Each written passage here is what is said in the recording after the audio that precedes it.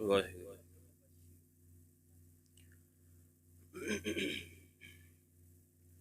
ਸਤਨਾਮ ਸ਼੍ਰੀ ਵਾਹਿਗੁਰੂ ਸਾਹਿਬ ਜੀ। ਇੱਕ ਓੰਕਾਰ ਸਤਨਾਮ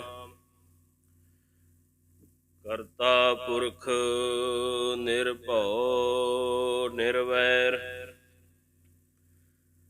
ਅਕਾਲ ਮੂਰਤ ਅਜੂਨੀ ਸੈਭੰ ਗੁਰ ਪ੍ਰਸਾਦ ਜਪ। ਆਦਿ ਸੱਚ ਜੁਗਾਦ ਸੱਚ ਹੈ ਭੀ ਸੱਚ। ਨਾਨਕ ਹੋਸੀ ਭੀ ਸੱਚ। ਕਹਾਂ ਤੁਸ਼ ਪ੍ਰਭ ਬੁੱਧ ਹਮਾਰੀ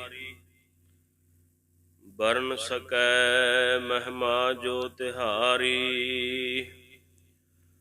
ਹਮ ਨਾ ਸਕਤ ਕਰ ਸਕਤ ਤੁਹਾਰੀ।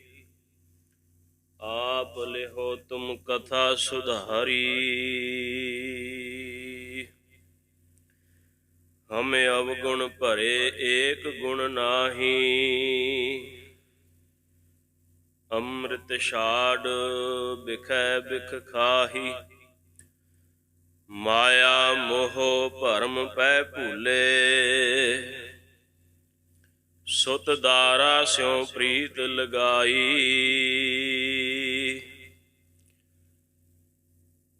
ਇਕ ਉਤਮ ਪੰਥ ਸੁਣਿਓ ਗੁਰ ਸੰਗਤ। ਤਿਹ ਮਿਲੰਤ ਜਮ ਤਰਾਸ ਮਿਟਾਈ। ਇਕ ਅਰਦਾਸ ਭਾਟ ਕੀਰਤ ਕੀ। ਗੁਰ ਰਾਮਦਾਸ ਰਾਖੋ ਸਰਨਾਈ। ਸੱਜਣ ਸੱਚਾ ਪਾਤਸ਼ਾਹੋ ਸਿਰ ਸਾਹਾਂ ਦੈ ਸਾਹੋ। ਜਿਸ ਪਾਸ ਬੈਠਿਆ ਸੋਹੀਐ ਸਭਨਾ ਦਾ ਵਿਸਾਹੋ। ਜਿਸ ਪਾਸ ਬੈਠਿਆ ਸੋਹੀਐ ਸਭਨਾ ਦਾ ਵਿਸਾਹੋ। ਸਤਨਾਮ ਸ਼੍ਰੀ ਵਾਹਿਗੁਰੂ ਸਾਹਿਬ ਜੀ। ਜਿਨ ਕੀਤੀ ਸੋ ਮੰਨਣਾ ਕੋ ਸਾਲ ਜਿਵਾਹੇ ਸਾਲੀ। ਧਰਮ ਰਾਏ ਹੈ ਦੇਵਤਾ ਲੈ ਗੱਲਾਂ ਕਰੇ ਦਲਾਲੀ। ਸਤਿਗੁਰ ਆਖੈ ਸੱਚਾ ਕਰੇ ਸਾ ਬਾਤ ਹੋਵੈ ਦਰ ਹਾਲੀ। ਗੁਰ ਅੰਗਦ ਦੀ ਦੋਹੀ ਫਿਰੀ ਸੱਚ ਕਰਤੈ ਬੰਦ ਬਹਾਲੀ। ਨਾਨਕ ਕਾਇਆ ਪਲਟ ਕਰ ਮਲ ਤਖਤ ਬੈਠਾ ਸਹਿ ਡਾਲੀ। ਦਰ ਸੇਵੇ ਉਮਤ ਖੜੀ ਮਸਕਲੈ ਹੋਏ ਜੰਗਾਲੀ। ਦਰ ਦਰਵੇਸ਼ ਖੁਸਾਮਦੈ ਨਾਏ ਸੱਚੈ ਬਾਣੀ ਲਾਲੀ। ਬਲਵੰਡ ਖੀਵੀ ਨੇਕ ਜਨ ਜਿਸ ਬਹੁਤੀ ਛਾਓ ਪਤਰਾਲੀ। ਲੰਗਰ ਦੌਲਤ ਵੰਡੀਐ ਰਸ ਅੰਮ੍ਰਿਤ ਖੀਰ ਘਿਆਲੀ। ਗੁਰ ਸਿੱਖਾਂ ਕੇ ਮੁਖ ਉਜਲੇ ਮਨ ਮੁਖ ਥੀਏ ਪਰਾਲੀ। ਭਏ ਕਬੂਲ ਖਸਮ ਨਾਲ ਜਾਂ ਘਾਲ ਮਰਦੀ ਘਾਲੀ, ਮਾਤਾ ਖੀਵੀ ਸਹੁ ਸੋਏ, ਜਿਨ ਗੋਏ ਉਠਾਲੀ। ਜਿਨ ਕੀਤੀ ਸੋ ਮੰਨਣਾ, ਕੋ ਸਾਲ ਜਿਵਾਹੇ ਸਾਲੀ। ਚਵਰ ਛਤਰ ਤਖਤ ਦੇ ਮਾਲਕ ਸਤਿਗੁਰੂ, ਪਤਿਤ ਪਾਵਨ ਭਗਤ ਵਸ਼ਲ ਕਿਰਪਾ ਨਿਧਾਨ। ਨਿਮਾਣਿਆਂ ਦੇ ਮਨ ਸਤਿਗੁਰੂ, ਨਿਤਾਣਿਆਂ ਦੇ ਤਨ ਸਤਿਗੁਰੂ, ਨਿਓਟਿਆਂ ਦੀ ਓਟ ਸਤਿਗੁਰੂ, ਗੁਰੂ ਗਰੀਬ ਨਵਾਜ। ਸੱਚੇ ਪਾਤਸ਼ਾਹ ਸ੍ਰੀ ਗੁਰੂ ਗ੍ਰੰਥ ਸਾਹਿਬ ਜੀ ਦੀ ਪਾਵਨ ਪਵਿੱਤਰ ਹਜ਼ੂਰੀ ਦੇ ਅੰਦਰ ਸੁਭਾਏਮਾਨ ਗੁਰੂ ਰੂਪ ਗੁਰੂ ਸਵਾਰੇ ਖਾਲਸਾ ਸਤ ਸੰਗਤ ਜੀ, ਆਪ ਜੀ ਸਰਬੱਤ ਸੰਗਤ ਸੱਚੇ ਪਾਤਸ਼ਾਹ ਜੀ ਦੇ ਪਾਵਨ ਪਵਿੱਤਰ ਦਰਬਾਰ ਦੀਆਂ ਹਾਜ਼ਰੀਆਂ ਭਰ ਕਰਕੇ ਆਪਣੇ ਜੀਵਨ ਨੂੰ ਸਫਲ ਕਰ ਰਹੇ ਹੋ। ਸਰਬੱਤ ਸੰਗਤ ਗੁਰੂ ਚਰਨਾਂ ਦੇ ਵਿੱਚ ਹਾਜ਼ਰੀ ਲਵਾਓ। ਆਖੋ ਜੀ ਵਾਹਿਗੁਰੂ ਜੀ ਕਾ ਖਾਲਸਾ, ਵਾਹਿਗੁਰੂ ਜੀ ਕੀ ਫਤਿਹ। ਜੋ ਇਹ ਸਤਿਗੁਰੂ ਸ੍ਰੀ ਗੁਰੂ ਨਾਨਕ ਦੇਵ ਸਾਹਿਬ ਜੀ ਦੀ ਪਾਵਨ ਗੁਰਸਿੱਖੀ ਦਾ ਮਾਰਗ ਹੈ, ਇਹ ਮਾਰਗ ਸਾਧ ਸੰਗਤ ਜੀ ਭਗਤੀ ਭਾਵਨਾ ਦਾ ਹੈ। ਇਸ ਘਰ ਦੇ ਵਿੱਚੋਂ ਉਸ ਗੁਰਸਿੱਖ ਨੂੰ ਹੀ ਬਰਕਤ ਬਖਸ਼ਿਸ਼ ਪ੍ਰਾਪਤ ਹੋਈ, ਜਿਨੇ ਸੱਚੇ ਪਾਤਸ਼ਾਹ ਮਹਾਰਾਜ ਦੀ ਭਗਤੀ ਬੜੇ ਪ੍ਰੇਮ ਨਾਲ ਔਰ ਭਾਵਨਾ ਦੇ ਸਹਿਤ ਹੋ ਕਰਕੇ ਕੀਤੀ ਹੈ। ਉਹਨੂੰ ਗਰੀਬ ਨਵਾਜ ਸਾਹਿਬ ਜੀ ਤਰੁੱਠ ਕਰਕੇ ਆਪਣੀ ਬਖਸ਼ਿਸ਼ ਕਰਦੇ ਹਨ। ਜਿਸ ਦੇ ਅੰਦਰ ਰੱਤਾ ਭਰ ਵੀ ਆਪਣੀ ਵਡਿਆਈ ਦਾ, ਆਪਣੀ ਸਰੀਰ ਕਾਇਆ ਦਾ, ਆਪਣੇ ਗਿਆਨ ਦਾ, ਕਿਸੇ ਵਸਤੂ ਦਾ ਵੀ ਸਾਧ ਸੰਗਤ ਜੀ ਥੋੜਾ ਵੀ ਹੰਕਾਰ ਗਰਭ ਮਨ ਦੇ ਵਿੱਚ ਪਾਲ ਲਿਆ ਜਿਸਨੇ, ਉਹ ਇਸ ਦਰ ਤੋਂ ਖਾਲੀ ਰਹਿ ਗਿਆ। ਸੋ ਕਿਸੇ ਵੀ ਗੁਰਸਿੱਖ ਨੇ ਮਹਾਰਾਜ ਦੇ ਚਰਨਾਂ ਤੋਂ ਸਿੱਖੀ ਦੀ ਪ੍ਰਾਪਤੀ ਕਰਨੀ ਹੈ, ਕੇਵਲ ਬਾਹਰਲੇ ਤੌਰ ਤੇ ਨਹੀਂ, ਭਾਵ ਅੰਦਰੋਂ ਵੀ ਜਿਹਨੇ ਨਾਮ ਦੀ ਦਾਤ, ਫਿਰ ਮਹਾਰਾਜ ਦੇ ਕੋਲੋਂ ਭਗਤੀ ਔਰ ਗਿਆਨ ਦੀ ਦਾਤ ਪ੍ਰਾਪਤ ਕਰਨੀ ਹੈ, ਉਹ ਆਪਣੇ ਜੀਵਨ ਦੇ ਵਿੱਚ ਕਿਸ ਤਰੀਕੇ ਨਾਲ ਚੱਲੇ। ਜਿਹੜਾ ਗੁਰੂ ਕਾ ਮਾਰਗ ਹੈ ਸਾਧ ਸੰਗਤ ਜੀ, ਇਹਦੇ ਵਿੱਚ ਆਪਾਂ ਆਪਣੇ ਜੀਵਨ ਦੇ ਵਿੱਚ ਮੁੱਖ ਭਗਤੀ, ਵਰਤਨ ਵੈਰਾਗ ਤੇ ਹਿਰਦੇ ਵਿੱਚ ਬ੍ਰਹਮ ਗਿਆਨ ਧਾਰਨ ਕਰਕੇ ਚੱਲਣਾ ਹੈ। ਗੁਰੂ ਕਾ ਸਿੱਖ ਆਪਣੇ ਮੁਖ ਤੋਂ ਭਗਤੀ ਕਰਦਾ ਹੈ ਆਪਣੇ ਸੱਚੇ ਸਤਿਗੁਰੂ ਦੀ। ਜਿਹੜੇ ਹੋਰ ਸੰਸਾਰ ਦੇ ਸਿਧਾਂਤ ਹਨ, ਹੋਰ ਜਿਹੜੇ ਮਤ ਮਤੰਤਰ ਹਨ, ਉਹਨਾਂ ਦਾ ਫਰਕ ਹੈ। ਜਿਵੇਂ ਵਿਦਾਂਤ ਦਾ ਇਹ ਸੁਭਾਅ ਹੈ ਕਿ ਉਹਨਾਂ ਦੇ ਮੁਖ ਤੇ ਭਗਤੀ ਨਹੀਂ, ਮੁਖ ਤੇ ਬ੍ਰਹਮ ਗਿਆਨ ਰੱਖਦੇ ਹਨ।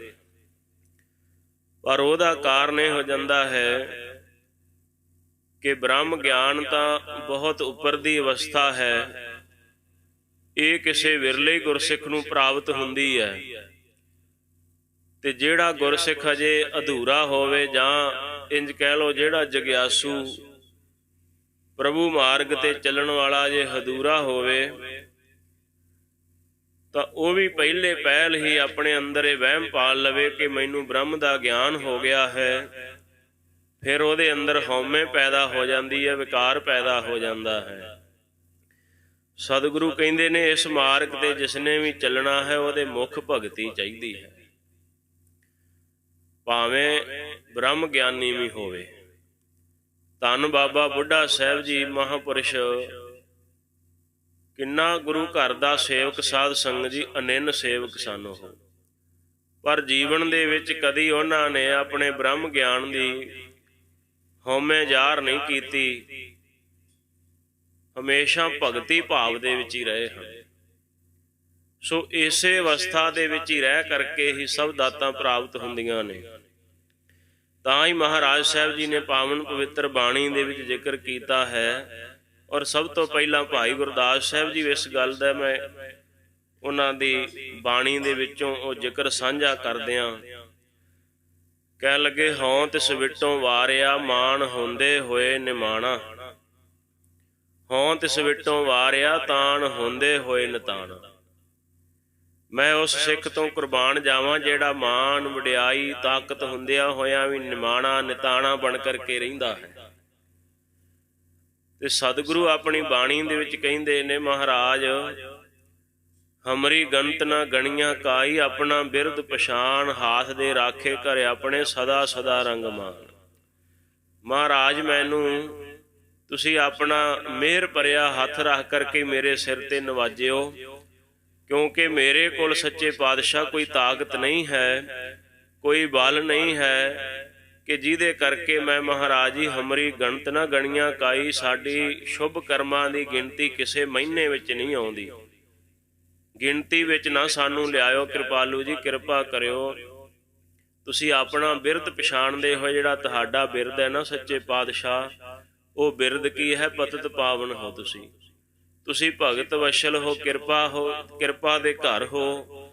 ਜਦੋਂ ਗੁਰਸਿੱਖ ਇਹ ਅਰਦਾਸ ਸਤਿਗੁਰੂ ਨੂੰ ਕਰਦਾ, ਮਹਾਰਾਜ ਮੇਰੇ ਤੇ ਕਿਰਪਾ ਕਰਿਓ, ਤਾਂ ਮਹਾਰਾਜ ਸਾਹਿਬ ਜੀ ਫਿਰ ਦਿਆਲੂ ਸੁਭਾਅ ਦੇ ਨੇ ਤੇ ਆਪਣੇ ਸੇਵਕ ਦੇ ਕਾਰਜ ਸਾਧ ਸੰਗਤ ਜੀ ਨਦਰੇ ਕਰਮ ਨਾਲ ਹੀ ਨਿਹਾਲ ਕਰਕੇ ਸਤਿਗੁਰੂ ਜੀ ਸੰਪੂਰਨ ਕਰ ਦਿੰਦੇ ਹਨ। ਜਿਹਦੇ ਮਨ ਦੇ ਵਿੱਚ ਹਉਮੈ ਦਾ ਕੀੜਾ ਹੋਵੇ, ਹਉਮੈ ਉਛਾਲੇ ਮਾਰਦੀ ਹੋਵੇ ਰੱਤੀ ਭਰ ਵੀ, ਉਹਨੂੰ ਨਾਮ ਦੀ ਦਾਤ ਵੀ ਨਹੀਂ ਮਿਲਦੀ। ਮਹਾਰਾਜ ਕਹਿੰਦੇ, ਹਉਮੈ ਨਾਵੈ ਨਾਲ ਵਿਰੋਧ ਹੈ, ਦੋਏ ਨਾ ਵਸੈ ਇਕਠਾਏ। ਇਹ ਦੋਵੇਂ ਇੱਕ ਜਗ੍ਹਾ ਨਹੀਂ ਰਹਿ ਸਕਦੀਆਂ।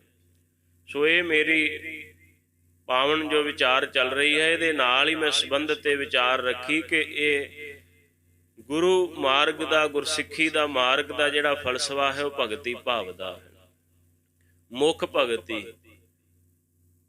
ਤੇ ਤੁਸੀਂ ਵਰਤਣਾ ਕਾਹਦੇ ਵਿੱਚ? ਵਰਤਨ ਵੈਰਾਗ। ਵਰਤਣਾ ਵੈਰਾਗ ਵਿੱਚ ਸੰਸਾਰ ਦੇ ਮੋਹ ਮਾਇਆ ਤੋਂ, ਵਿਸ਼ਿਆਂ ਤੋਂ ਨਿਰਲੇਪ ਰਹਿਣਾ, ਇਹਦੇ ਵਿੱਚ ਆਪਣੇ ਜੀਵਨ ਨੂੰ ਇਹ ਵਰਤਨ ਦੇ ਵਿੱਚ ਰਹਿਣਾ ਹੈ। ਜਿਵੇਂ ਮਹਾਰਾਜ ਸਾਹਿਬ ਜੀ ਕਹਿੰਦੇ, ਰੇ ਮਨ ਐਸੋ ਕਰਸਨ ਆਸਾ, ਬਣਸੇ ਸਦਨ ਸਭੈ ਕਰ ਸਮਝੋ, ਮਨ ਹੀ ਮਾਹੇ ਉਦਾਸਾ। ਇਸ ਅਵਸਥਾ ਵਿੱਚ ਸੰਸਾਰ ਵਿੱਚ ਵਰਤਣਾ। ਗੁਰੂ ਸਾਹਿਬ ਦੀ ਪਾਵਨ ਪਵਿੱਤਰ ਬਾਣੀ ਦਾ ਸ਼ਬਦ ਹੈ ਕਿ ਸੰਸਾਰ ਸਦੀਵ ਕਾਲ ਵਾਸਤੇ ਨਹੀਂ ਹੈ। ਇਹ ਸਮਝੋ ਇੱਥੇ ਅਸੀਂ ਕੇਵਲ ਸੁਪਨੇ ਦੀ ਤਰ੍ਹਾਂ ਰਹਿ ਰਹੇ ਹਾਂ ਤੇ ਕੁਝ ਸਮੇਂ ਵਾਸਤੇ ਹੀ ਸਦਾ ਨਹੀਂ ਹੈ। ਮਹਾਰਾਜ ਕਹਿੰਦੇ ਨੇ, ਜੈਸਾ ਸੁਪਨਾ ਰਹਿਣ ਕਾ ਤੈਸਾ ਇਹੋ ਸੰਸਾਰ। ਜਿਵੇਂ ਰਾਤ ਦਾ ਸੁਪਨਾ ਉਵੇਂ ਦਾ ਹੀ ਇਹ ਸੰਸਾਰ ਹੈ। ਇਹ ਹੈ ਵਿਰਾਗ ਦੀ ਅਵਸਥਾ। ਇਹਦੇ ਵਿੱਚ ਜੀਵਨ ਨੂੰ ਵਰਤ ਕੇ ਰਹਿਣਾ ਤੇ ਸਤ ਸੰਗਤ ਜੀ ਹਿਰਦੇ ਦੇ ਵਿੱਚ ਬ੍ਰਹਮ ਗਿਆਨ ਰੱਖਣਾ। ਬ੍ਰਹਮ ਗਿਆਨ ਦੀ ਅਵਸਥਾ ਕੀ ਹੁੰਦੀ ਹੈ ਕਿ ਮੈਂ ਪਰਮੇਸ਼ਰ ਸਰੂਪ ਹਾਂ, ਮਨ ਤੂੰ ਜੋਤ ਸਰੂਪ ਹੈ, ਆਪਣਾ ਮੂਲ ਪਛਾਣ। ਭਗਤ ਬਾਣੀ ਦਾ ਸ਼ਬਦ ਹੈ। ਮਹਾਰਾਜ ਕਹਿੰਦੇ ਨੇ ਭਗਤ ਰਵਿਦਾਸ ਸਾਹਿਬ ਜੀ, ਤੋਹੀ ਮੋਹੀ ਮੋਹੀ ਤੋਹੀ ਅੰਤਰ ਕੈਸਾ, ਕਣਕ ਕਟਕ ਜਲ ਤਰੰਗ ਜੈਸਾ। ਇਹ ਪਰਮੇਸ਼ਰ ਸਤਿਗੁਰੂ ਵਾਹਿਗੁਰੂ ਆਪ ਜੀ ਵਿੱਚ ਤੇ ਮੇਰੇ ਵਿੱਚ ਹੁਣ ਕੋਈ ਅੰਤਰ ਭੇਦ ਨਹੀਂ ਰਹਿ ਗਿਆ। ਇੰਨਾ ਕੀ ਭੇਦ ਹੈ, ਕਣਕ ਕਟਕ ਜਲ ਤਰੰਗ ਜੈਸਾ। ਜਿਵੇਂ ਸੋਨਾ ਤੇ ਸੋਨੇ ਦੇ ਗਹਿਣੇ ਹਨ, ਹੈ ਤਾਂ ਇੱਕੋ ਹੀ ਨੇ ਪਰ ਦਿਸਦੇ ਅਵਸਥਾ ਕਰਕੇ ਵੱਖਰੇ ਹਨ। ਪਾਣੀ ਦੀਆਂ ਲਹਿਰਾਂ ਤੇ ਜਿਹੜਾ ਸਮੁੰਦਰ ਦਾ ਜਾਂ ਨਦੀ ਦਾ ਜਲ ਹੈ ਉਹ ਇੱਕ ਸਰੂਪ ਹੀ ਹੈ। ਇਵੇਂ ਮਹਾਰਾਜ ਸੱਚੇ ਪਾਤਸ਼ਾਹ ਇਹਨੂੰ ਸਾਧ ਸੰਗਤ ਜੀ ਬ੍ਰਹਮ ਗਿਆਨ ਦੀ ਅਵਸਥਾ ਕਿਹਾ ਜਾਂਦਾ ਹੈ। ਇਸ ਅਵਸਥਾ ਵਿੱਚ ਰਹਿਣਾ ਭਾਵ ਇੱਕ ਦੂਜੇ ਉੱਪਰ ਭਾਰੂ ਨਹੀਂ ਹੋਣ ਦੇਣਾ। ਇਹ ਨਾ ਹੋਵੇ ਹਿਰਦੇ ਦਾ ਗਿਆਨ ਤੁਹਾਡਾ ਮੁੱਖ ਤੇ ਆ ਜਾਵੇ, ਤੁਸੀਂ ਲੋਕਾਂ ਨੂੰ ਆਖੋ ਮੇਰੇ ਨਾਲ ਦਾ ਤੇ ਕੋਈ ਬ੍ਰਹਮ ਗਿਆਨੀ ਨਹੀਂ ਹੈ। ਅਕਸਰ ਇਹ ਹੁੰਦਾ ਹੈ, ਥੋੜ੍ਹੀ ਜਿਹੀ ਵੀ ਨਾਮ ਜਪਣ ਦੀ ਗੱਲ ਆ ਜਾਵੇ ਜਾਂ ਸੇਵਾ ਸਿਮਰਨ ਦੀ ਗੱਲ ਆ ਜਾਵੇ, ਆਪ ਆਪਣੀ ਖੁਦ ਮਸ਼ਹੂਰੀ ਬੰਦਾ ਕਰਨ ਲੱਗ ਪੈਂਦਾ ਹੈ। ਮਹਾਰਾਜ ਕਹਿੰਦੇ ਇਹਨਾਂ ਤੋਂ ਬਚ ਕਰਕੇ ਰਹਿਣਾ। ਪਹਿਲਾਂ ਤਾਂ ਮਨੁੱਖ ਨੂੰ ਵੈਸੇ ਹੀ ਹਉਮੈ ਨਹੀਂ ਛੱਡਦੀ, ਹੰਕਾਰ ਆਪਣੀ ਦੇਹ ਦਾ ਹੀ ਬੜਾ ਹੈ, ਗੁਣਾਂ ਦਾ ਹੀ ਹੰਕਾਰ ਬਹੁਤ ਹੈ। ਫਿਰ ਜਦੋਂ ਕਿਤੇ ਕਰਮ ਸਵਰ ਜਾਣ, ਸਤਿਗੁਰੂ ਦੀ ਕਿਰਪਾ ਹੋਵੇ, ਕਿਤੇ ਧਰਮ ਦੇ ਪਾਸੇ ਆ ਜਾਵੇ, ਬਾਣੀ ਪੜ੍ਹਨ ਲੱਗ ਪਵੇ, ਫਿਰ ਇਹਨੂੰ ਹਉਮੈ ਹੋ ਜਾਂਦੀ, ਮੇਰੇ ਨਾਲ ਦਾ ਕੋਈ ਪਾਠੀ ਨਹੀਂ, ਮੇਰੇ ਨਾਲ ਦਾ ਕੋਈ ਭਗਤੀ ਕਰਨ ਵਾਲਾ ਨਹੀਂ ਹੈ। ਪਹਿਲਾਂ ਪਦਾਰਥਾਂ ਦਾ ਹੰਕਾਰ, ਜੇ ਪਦਾਰਥਾਂ ਦਾ ਤਿਆਗ ਕੀਤਾ ਫਿਰ ਤਿਆਗਣ ਦਾ ਹੰਕਾਰ।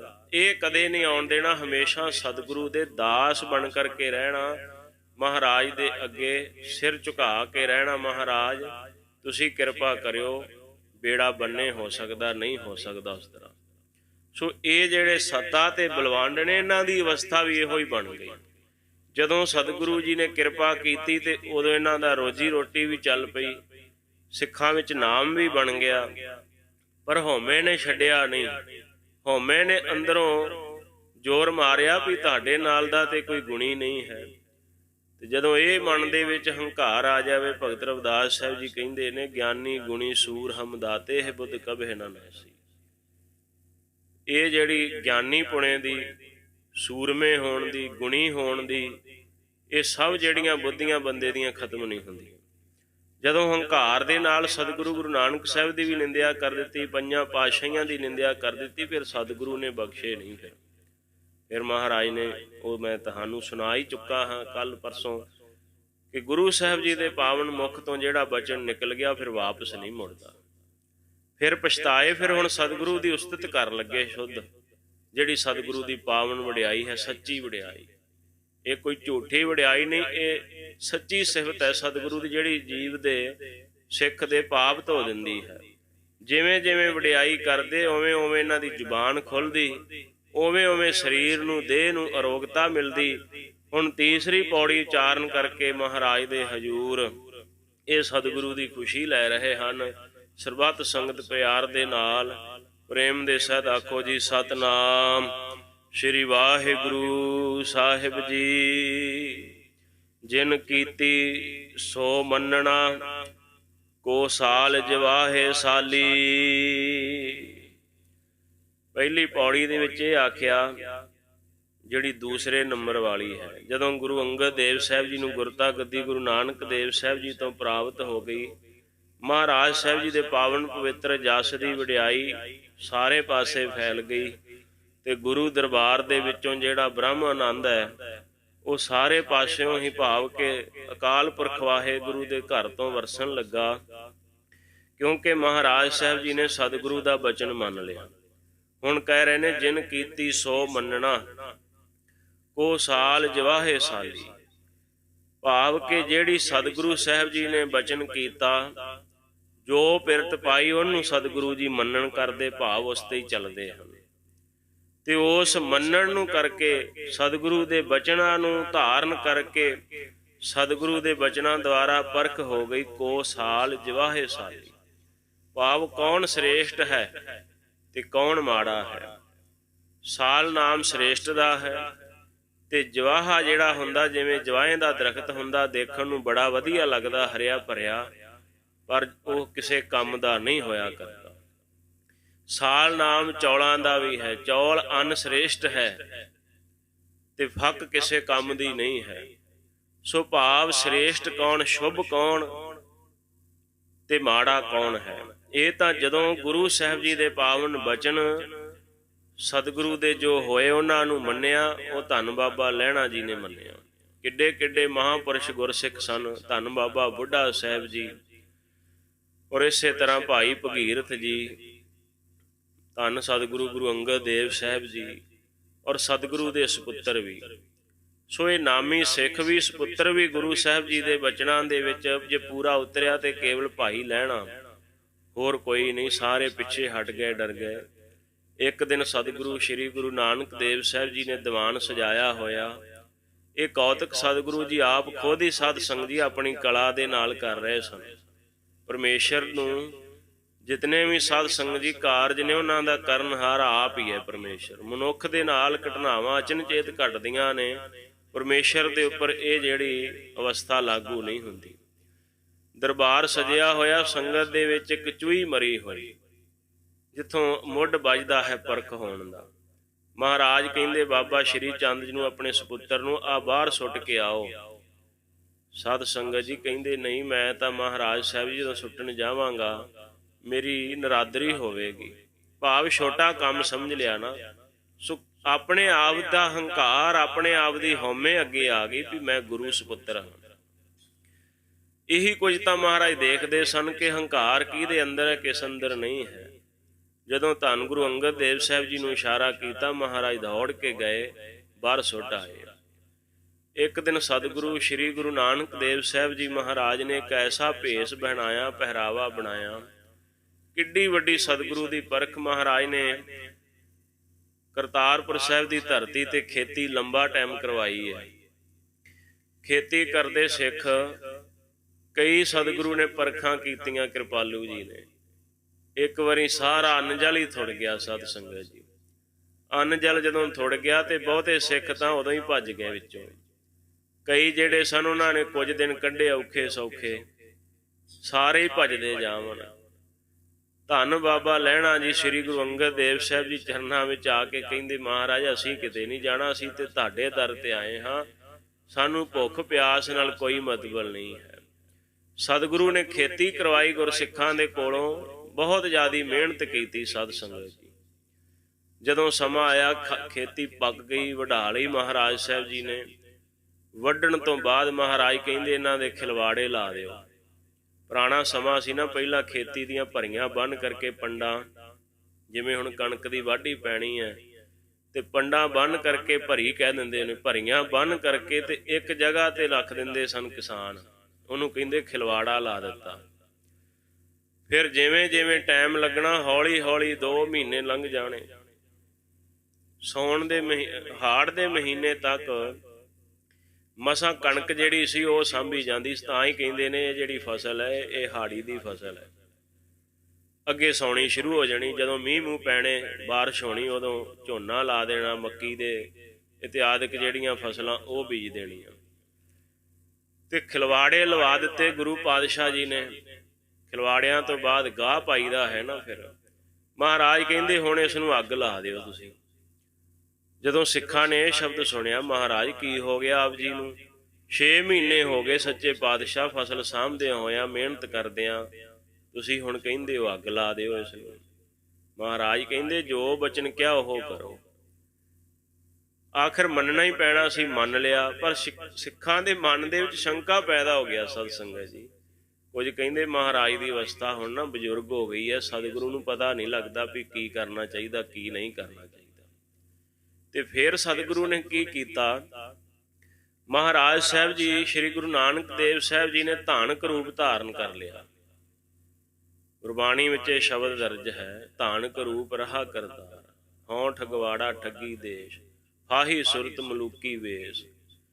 ਮਹਾਰਾਜ ਸਾਹਿਬ ਜੀ ਨੇ ਆਪਣੇ ਸਰੀਰ ਦੇ ਉੱਪਰ ਕੁਪੀਨ ਧਾਰਨ ਕਰ ਲਈ ਤੇ ਲੱਕ ਨੂੰ ਰੱਸੀਆਂ ਬੰਨ੍ਹੀਆਂ ਹੋਈਆਂ, ਨਾਲ 2-4 ਕੁੱਤੇ, ਕੁਝ ਕੁੱਤੀਆਂ ਲੈ ਲਈਆਂ ਸਤਿਗੁਰੂ ਜੀ ਨੇ।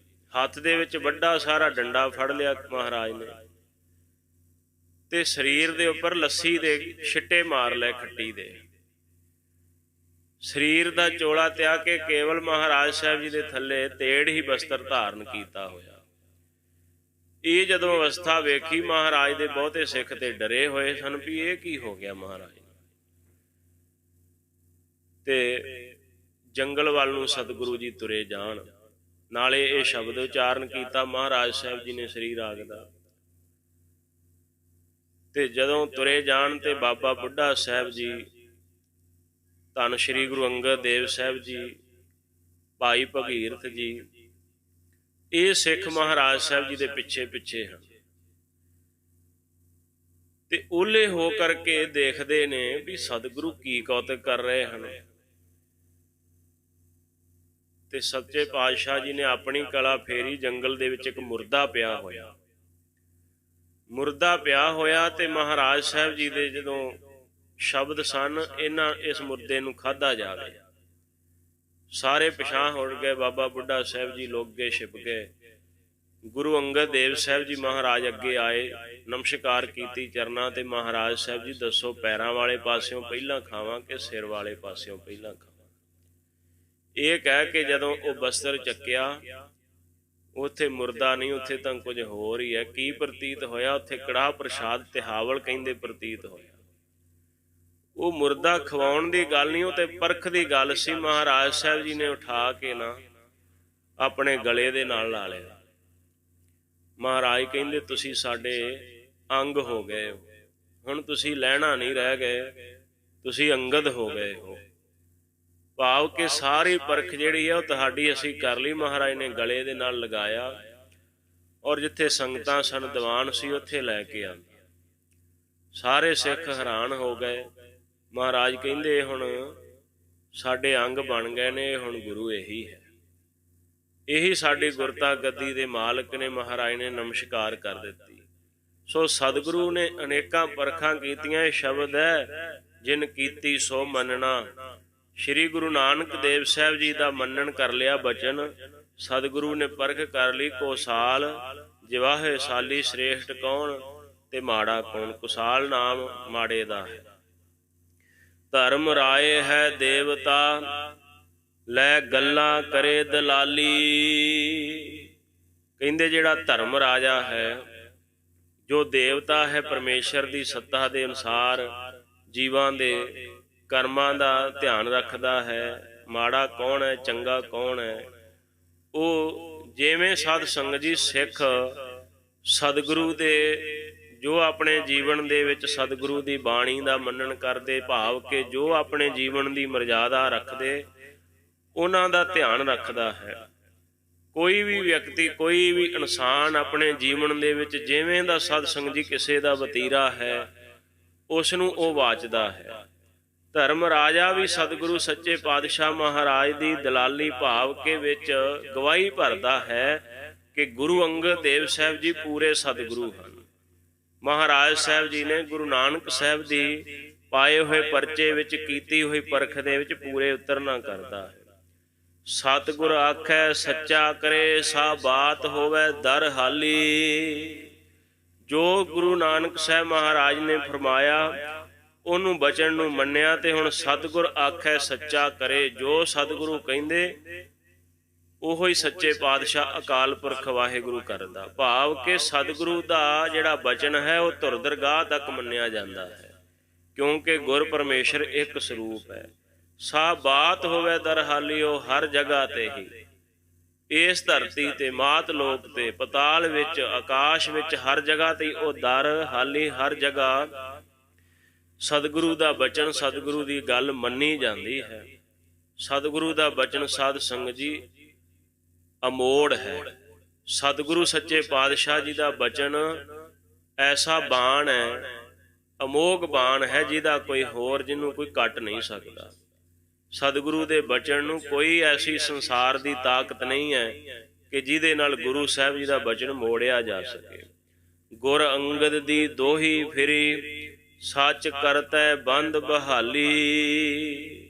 ਸ਼੍ਰੀ ਗੁਰੂ ਅੰਗਦ ਦੇਵ ਸਾਹਿਬ ਸੱਚੇ ਪਾਤਸ਼ਾਹ ਜੀ ਦੀ ਦੋਹੀ, ਸਤਿਗੁਰੂ ਜੀ ਦੀ ਵਡਿਆਈ ਦੀ ਮਹਿਮਾ ਦਾ ਨਗਾਰਾ ਹਰ ਜਗ੍ਹਾ ਤੇ ਹੀ ਫਿਰ ਰਿਹਾ ਹੈ।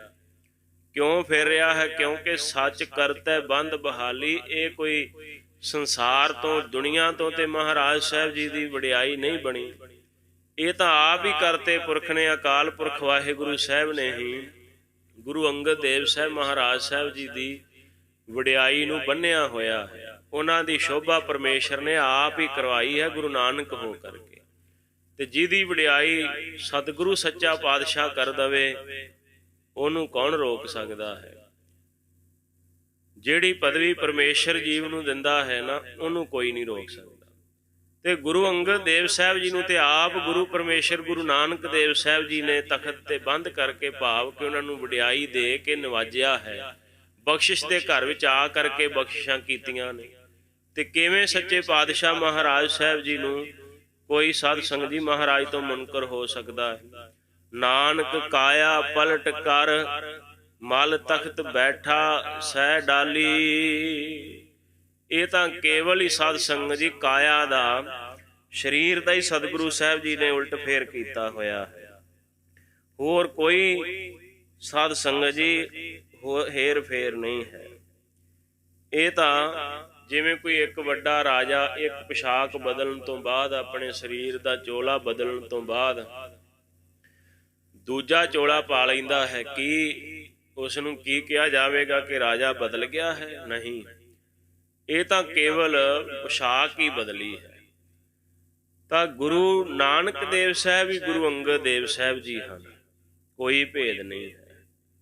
ਮਤ ਕਿਸੇ ਨੇ ਭੇਦ ਸਮਝ ਲੈਣਾ, इत्थे बाणी दे ये शब्द कह रहे ने, क्योंकि गुरसिखां नूं किते ना भुलेखा पै जावे कि गुरु नानक साहिब जी होर हन, गुरु अंगद गुरु अमरदास जी होर हन। सारे सतगुरु महाराज साहिब जी एक ही जोत एक ही वरत रही है।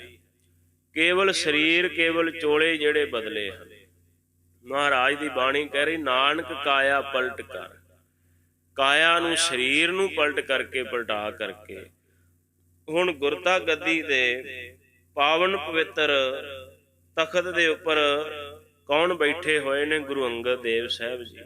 बड़े सुंदर महाराज साहब जी शोभ रहे हैं। ते सतगुरु दे दर ते आ करके दर सेवे उम्मत खड़ी, मसकले होए जंगाली। सच्चे पातशाह जी दे दर ते उम्मत नाम है सारी लुकाई दुनिया दा। दुनिया आ करके सतगुरु जी दे हजूर अरदासां करदी, बेनतियां करदी, ते की अरदासां करदे ने महाराज दे चरनां दे विच। जिद्दां दी किसे दी भावना हुंदी उवें दी पूरी हो जांदी। कवि राज भाई संतोख सिंह जी कहिंदे, जिवें किसे दे दिल दी इच्छा हुंदी कि महाराज मेरे घर विच पुत्तर नहीं, मैनूं पुत्तर दी दात बख्शो। जिस दी इच्छा हुंदी मेरा शरीर सच्चे पातशाह जी रोगी रहिंदा है, मेरे ते किरपा करो, मेरे शरीर दा तन दा रोग दूर हो जाए। कोई अरदास करदा, महाराज मेरे घर दे विच सब कुछ ही है, धीआं पुत्तर भी हन, धन विभूति भी बहुत है, कारोबार भी बहुत है, महाराज मैनू अंदर दा टिकाओ नहीं है। सतगुरु सच्चे पातशाह नूं वो बख्शिश कर दिंदे। भाव कोई संसार दीआं वस्तुआं मंगदा, कोई परमार्थ दीआं दातां मंगदा, कोई नाम दा जपण वाला, कोई जग्यासू आउंदा, सारियां नूं ही सच्चे पातशाह महाराज कृपालू जी किरपा कर दिंदे। बहुते तां सतगुरु जी दे दर्शन करके ही साध संगत जी। अमै दृष्ट शुभ करै हरै अग पाप सकल मल। दृष्टि दे नाल ही बहुते निहाल हो जांदे, लोकां दे रोग दुख कट्टे जांदे। उचेचे तौर ते खडूर साहिब दी धरती ते सिख संगतां पहुंचदियां, मसकले होए जंगाली। ਜਿਹੜਾ ਮਨ ਨੂੰ ਜੰਗਾਲ ਲੱਗਾ ਹੋਇਆ ਨਾ ਸਤ ਸੰਗ ਜੀ ਵਿਕਾਰਾਂ ਦਾ, ਤਰ੍ਹਾਂ ਤਰ੍ਹਾਂ ਦੇ ਵਿਕਾਰ, ਤਰ੍ਹਾਂ ਤਰ੍ਹਾਂ ਦੀ ਮੈਲ ਚੜ੍ਹ ਕਰਕੇ, ਜਿਵੇਂ ਕਿਸੇ ਵਸਤੂ ਤੇ ਕਿਸੇ ਕੱਪੜੇ ਤੇ ਮੈਲ ਚੜ੍ਹਦੀ ਜਾਵੇ ਕਿੱਡਾ ਭੈੜਾ ਹੋ ਜਾਂਦਾ ਹੈ। ਔਰ ਜਾਂ ਕਿਸੇ ਲੋਹੇ ਦੀ ਵਸਤੂ ਹੋਵੇ ਉਹਨੂੰ ਜੰਗਾਲ ਲੱਗਣਾ ਸ਼ੁਰੂ ਹੋ ਜਾਂਦਾ, ਕਿੰਨੀ ਭੈੜੀ ਹੋ ਜਾਂਦੀ ਹੈ ਜਦੋਂ ਸਫਾਈ ਨਾ ਰਵੇ ਉਸ ਦੀ। ਇਵੇਂ ਮਨ ਨੂੰ ਜਿਨ੍ਹਾਂ ਦੇ ਜੰਗਾਲ ਲੱਗਾ ਹੋਇਆ, ਸਤਿਗੁਰੂ ਜੀ ਕਿਰਪਾ ਕਰਕੇ ਆਪਣੀ ਬਖਸ਼ਿਸ਼ ਦੇ ਨਾਲ ਮਸਕਲ ਹੈ ਉਹਨਾਂ ਨੂੰ ਮਲ ਰਹੇ ਨੇ, ਭਾਵ ਕਿ ਉਹਨਾਂ ਨੂੰ ਸਾਫ਼ ਕਰ ਰਹੇ। ਉਹਨਾਂ ਦੇ ਹਿਰਦਿਆਂ ਦੀ ਮੈਲ ਸਤਿਗੁਰੂ ਨੇ ਆਪਣੀ ਨਜ਼ਰ ਨਾਲ ਧੋ ਦਿੱਤੀ, ਕਿਰਪਾ ਕਰ ਦਿੱਤੀ। ਦਰ ਦਰਵੇਸ਼ ਖਸਮਦੈ ਨਾਏ ਸੱਚੇ ਬਾਣੀ ਲਾਲੀ। ਜੋ ਖਸਮ ਦੇ ਦਰਬਾਰ ਅੰਦਰ, ਸਤਿਗੁਰੂ ਦੇ ਸੱਚੇ ਦਰਬਾਰ ਅੰਦਰ, ਇਸ ਦਰਬਾਰ ਅੰਦਰ ਆ ਕਰਕੇ ਜਿਨ੍ਹਾਂ ਨੂੰ ਭਗਤੀ ਦਾ, ਨਾਮ ਦਾ, ਨਾਏ ਸੱਚੈ ਬਾਣੀ ਲਾਲੀ, ਬਾਣੀ ਦਾ, ਨਾਮ ਦਾ ਜਦੋਂ ਰੰਗ ਚੜ੍ਹਿਆ ਤੇ ਉਹਨਾਂ ਦੇ ਚਿਹਰਿਆਂ ਤੇ ਲਾਲੀ ਆ ਗਈ। ਮਹਾਰਾਜ ਦੀ ਪਾਵਨ ਬਾਣੀ ਦਾ ਸ਼ਬਦ ਹੈ ਕਿ ਲਾਲ ਰੰਗ ਤਿਸਕੋ ਲੱਗਾ ਜਿਸਕੇ ਵਡ ਭਾਗਾ, ਮੈਲਾ ਕਦੇ ਨਾ ਹੋਵਈ ਨਹਿ ਲਾਗੇ ਦਾਗਾ। ਆਹ ਹੋਲੀਆਂ ਦਾ ਸਮਾਂ ਚੱਲ ਰਿਹਾ ਨਾ, ਹੋਲੀ ਕੀਨੀ ਸੰਤ ਸੇਵ, ਰੰਗ ਲਾਗਾ ਅਤ ਲਾਲ ਦੇਵ। ਗੁਰਸਿੱਖ ਦੀ ਹੋਲੀ ਕਿਹੜੀ ਹੈ? ਸੰਤਾਂ ਦੀ, ਗੁਰਸਿੱਖਾਂ ਦੀ ਸੇਵਾ ਕਰਨੀ। ਕਿਹੜਾ ਰੰਗ ਚੜ੍ਹਦਾ ਹੈ? ਭਗਤੀ ਦਾ ਲਾਲ ਸੁਰਖ ਰੰਗ ਉਹਦੇ ਹਿਰਦੇ ਵਿੱਚ ਚੜ੍ਹ ਜਾਂਦਾ ਹੈ, ਆਨੰਦ ਹੀ ਆਨੰਦ ਬਣ ਜਾਂਦਾ ਹੈ। ਇਹ ਸੱਚੇ ਪਾਤਸ਼ਾਹ ਸਤਿਗੁਰੂ ਦਰਵੇਸ਼ ਖਸਮ ਸਤਿਗੁਰੂ ਸ਼੍ਰੀ ਗੁਰੂ ਅੰਗਦ ਦੇਵ ਸਾਹਿਬ ਜੀ ਦੇ ਦਾਰਾ ਆ ਕਰਕੇ ਹੁਣ ਸਿੱਖਾਂ ਨੂੰ ਸਾਧ ਸੰਗਤ ਜੀ ਨਾਮ ਜਪ ਕਰਕੇ, ਭਗਤੀ ਕਰਕੇ ਲਾਲ ਰੰਗ ਸਾਧ ਸੰਗਤ ਜੀ ਚੜ੍ਹਨ ਲੱਗ ਪਿਆ ਮਹਾਰਾਜ ਦੇ ਗੁਰਸਿੱਖਾਂ ਨੂੰ। ਆਨੰਦ ਹੀ ਆਨੰਦ, ਖੇੜਾ ਹੀ ਖੇੜਾ ਉਹਨਾਂ ਦੇ ਉੱਪਰ ਆਉਣਾ ਸ਼ੁਰੂ ਹੋ ਗਿਆ। ਜਿਵੇਂ ਕਮਲ ਦੇ ਫੁੱਲ ਨੂੰ ਦੇਖ ਕਰਕੇ ਭੌਰੇ ਗੂੰਜਾਂ ਪਾਉਂਦੇ ਨੇ, ਉਹਨਾਂ ਦੇ ਅੰਦਰ ਚਾਹ ਦੀ ਬਿਰਤੀ ਪੈਦਾ ਹੁੰਦੀ, ਐਵੇਂ ਗੁਰਸਿੱਖ ਸਤਿਗੁਰੂ ਜੀ ਦੇ ਪਾਵਨ ਪਵਿੱਤਰ ਚਰਨਾਂ ਕਮਲਾਂ ਤੇ ਆ ਕਰਕੇ ਨਜ਼ਰ ਨਿਹਾਲ ਹੋ ਜਾਂਦੇ ਔਰ ਆਨੰਦ ਨਾਲ ਭਰ ਜਾਂਦੇ ਆ। ਜਿਵੇਂ ਭੌਰਿਆਂ ਨੂੰ ਕਮਲ ਫੁੱਲ ਤੋਂ ਰਸ ਪ੍ਰਾਪਤ ਹੁੰਦਾ, ਇਵੇਂ ਸਤਿਗੁਰੂ ਜੀ ਦੇ ਚਰਨਾਂ ਤੋਂ ਭਗਤੀ ਦਾ ਰਸ, ਬ੍ਰਹਮ ਦਾ ਆਨੰਦ, ਔਰ ਗਿਆਨ ਦਾ ਆਨੰਦ ਰਸ ਜਿਹੜਾ ਹੈ ਇਹ ਪ੍ਰਾਪਤ ਹੋਇਆ ਕਰਦਾ। ਨਿਹਾਲ ਹੋ ਗਏ ਗੁਰਸਿੱਖ ਸਤਿਗੁਰੂ ਜੀ ਦੇ ਪਾਵਨ ਚਰਨਾਂ ਤੇ ਆ ਕਰਕੇ। ਹੁਣ ਸੱਤਾ ਤੇ ਬਲਵੰਡ ਸਤਿਗੁਰੂ ਜੀ ਦੇ ਪਾਵਨ ਮਹਿਲ ਜਗਤ ਮਾਤਾ ਮਾਤਾ ਖੀਵੀ ਜੀ ਦੀ ਵਡਿਆਈ ਜਿਹੜੀ ਹੈ ਉਹ ਕਰਦੇ ਨੇ। ਬਲਵੰਡ ਖੀਵੀ ਨੇਕ ਜਨ ਜਿਸ ਬਹੁਤੀ ਛਾਓ ਪਤਰਾਲੀ। ਬਲਵੰਡ ਜੀ ਕਹਿੰਦੇ ਜਿਹੜੇ ਮਾਤਾ ਜੀ ਨੇ, ਮਾਤਾ ਖੀਵੀ ਜੀ, ਮਾਤਾ ਸਾਹਿਬ, ਉਹ ਬਹੁਤ ਨੇਕ ਭਾਵ ਕੇ ਸ਼੍ਰੇਸ਼ਟ ਜਨ ਹਨ, ਭਗਤੀ ਦੇ ਭਰੇ ਹੋਏ ਹਨ। ਉਹ ਸਿੱਖਾਂ ਦੀ ਮਾਤਾ ਹੈ। ਤੇ ਜਿਸ ਬਹੁਤੀ ਛਾਓ ਪਤਰਾਲੀ, ਜਿਵੇਂ ਕਿਸੇ ਦਰਖਤ ਦੀ ਬੋਹੜ ਆਦਿਕ ਦੀ ਬੜੀ ਸੰਘਣੀ ਘਣੀ ਛਾਇਆ ਹੁੰਦੀ ਹੈ ਤੇ ਬੈਠਣ ਵਾਲੇ ਨੂੰ, ਛਾਂ ਮਾਨਣ ਵਾਲੇ ਨੂੰ ਸੁੱਖ ਬਹੁਤਾ ਮਿਲਦਾ ਹੈ, ਇਵੇਂ ਮਾਤਾ ਜੀ ਦੀ ਛਾਂ ਬੜੀ ਸੰਘਣੀ ਹੈ। ਕਿਉਂਕਿ ਮਾਤਾ ਜੀ ਦੇ ਕੋਲ ਕਰੁਣਾ, ਮੁਦਤਾ, ਮੈਤਰੀ, ਅਪੇਖਿਆ ਇਸ ਤਰ੍ਹਾਂ ਦੀਆਂ ਟਾਹਣੀਆਂ ਹਨ। ਤੇ ਇਸ ਟਾਹਣੀਆਂ ਦੇ ਨਾਲ ਉਹਨਾਂ ਦੀ ਛਾਂ ਸਿੱਖਾਂ ਦੇ ਉੱਪਰ ਹੈ। ਕੀ ਬਖਸ਼ਿਸ਼ ਕਰਦੇ? ਲੰਗਰ ਦੌਲਤ ਵੰਡੀਐ ਰਸ ਅੰਮ੍ਰਿਤ ਖੀਰ ਘਿਆਲੀ। ਮਾਤਾ ਖੀਵੀ ਦੇ ਆਪ ਹੀ ਮਾਤਾ ਜੀ ਸਤ ਸੰਗਤ ਜੀ ਲੰਗਰ ਵਿੱਚ ਸੇਵਾ ਕਰਦੇ। ਦੇਖੋ ਕਿੱਡੀ ਵੱਡੀ ਉਹਨਾਂ ਦੀ ਹਸਤੀ। ਗੁਰੂ ਮਹਿਲ ਹਨ, ਉਹ ਸਿੱਖਾਂ ਦੇ ਮਾਤਾ ਹਨ, ਪਰ ਸੇਵਾ ਖੁਦ ਕਰਦੇ। ਉਹ ਸਾਡੇ ਪੰਥ ਵਿੱਚੋਂ, ਗੁਰੂ ਘਰਾਂ ਦੇ ਵਿੱਚੋਂ ਇਹ ਜਿਹੜੀ ਭਾਵਨਾ ਸਤ ਸੰਗਤ ਜੀ ਅਲੋਪ ਹੀ ਹੋ ਗਈ ਹੈ। ਜਿਹੜਾ ਸਿੱਖ ਕਿਸੇ ਵੀ ਕੋਈ ਪਦਵੀ ਤੇ ਹੈ, ਜਾਂ ਕੋਈ ਪ੍ਰਚਾਰ ਕਰਨ ਵਾਲਾ, ਜਾਂ ਕੋਈ ਹੋਰ ਕਾਰਜ ਕਰਨ ਵਾਲਾ, ਔਰ ਖੁਦ ਅਸੀਂ ਆਪਾਂ ਵੀ ਇਹ ਸੋਚਦੇ ਕਿ ਮੇਰਾ ਵੀ ਜੂਠਾ ਥਾਲ, ਮੇਰੇ ਭਾਂਡੇ, ਮੇਰਾ ਬਾਟਾ ਦੂਸਰਾ ਚੁੱਕ ਲਵੇ ਤੇ ਇਹ ਚੰਗਾ ਹੋਵੇਗਾ, ਮੈਨੂੰ ਨਾ ਚੁੱਕਣਾ ਪੈ ਜਾਵੇ। ਸੇਵਾ ਤੋਂ ਹੀ ਸਾਧ ਸੰਗਤ ਜੀ ਸਾਰੀਆਂ ਬਰਕਤਾਂ ਪ੍ਰਾਪਤ ਹੁੰਦੀਆਂ ਗੁਰਸਿੱਖ ਨੂੰ। ਸੇਵਾ ਤੋਂ ਬਿਨਾਂ ਤੇ ਕੋਈ ਵੀ ਸਾਧ ਸੰਗਤ ਜੀ ਗੁਰੂ ਦੀ ਬਰਕਤ ਨਹੀਂ ਪ੍ਰਾਪਤ ਹੁੰਦੀ। ਮਾਤਾ ਖੀਵੀ ਜੀ ਆਪ ਪ੍ਰਸ਼ਾਦੇ ਪਕਾਉਂਦੇ ਤੇ ਆਪ ਹੀ ਸਾਧ ਸੰਗਤ ਜੀ ਖੀਰਾਂ ਬਣਾਉਂਦੇ, ਲੰਗਰ ਬਣਾਉਂਦੇ ਤੇ ਆਪ ਹੀ ਸਿੱਖ ਸੰਗਤਾਂ ਵਿੱਚ ਵਰਤਾਉਂਦੇ। ਅਸਲ ਵਿੱਚ ਹੈ ਤੇ ਇਹ ਮਾਰਗ ਸੀ, ਇਹੋ ਹੀ ਸੇਵਾ ਦਾ, ਭਾਵਨਾ ਦਾ ਹੀ, ਪਰ ਇਹਨੂੰ ਅਸੀਂ ਕੁਝ ਹੋਰ ਹੀ ਬਣਾ ਦਿੱਤਾ। ਸੇਵਾ ਕਰੇ ਕੋਈ ਸੇਵਾਦਾਰ, ਸੇਵਾ ਕਰੇ ਕੋਈ ਸੰਗਤ, ਤੇ ਸਾਡੇ ਸਾਰਿਆਂ ਦੇ ਮਨ ਦੀ ਪ੍ਰਬਲ ਇੱਛਾ ਕੀ ਹੈ? ਉਹਦਾ ਮੇਰੇ ਕੋਲ ਹੋਵੇ। ਉਹਦਾ ਤੇ ਸਾਧ ਸੰਗਤ ਜੀ ਗੁਰੂ ਘਰ ਵਿੱਚ ਉਹਨਾਂ ਨੂੰ ਬਖਸ਼ਿਸ਼ ਹੁੰਦਾ ਰਿਹਾ ਜਿਹੜੇ ਸੇਵਾ ਕਰਦੇ ਸਨ।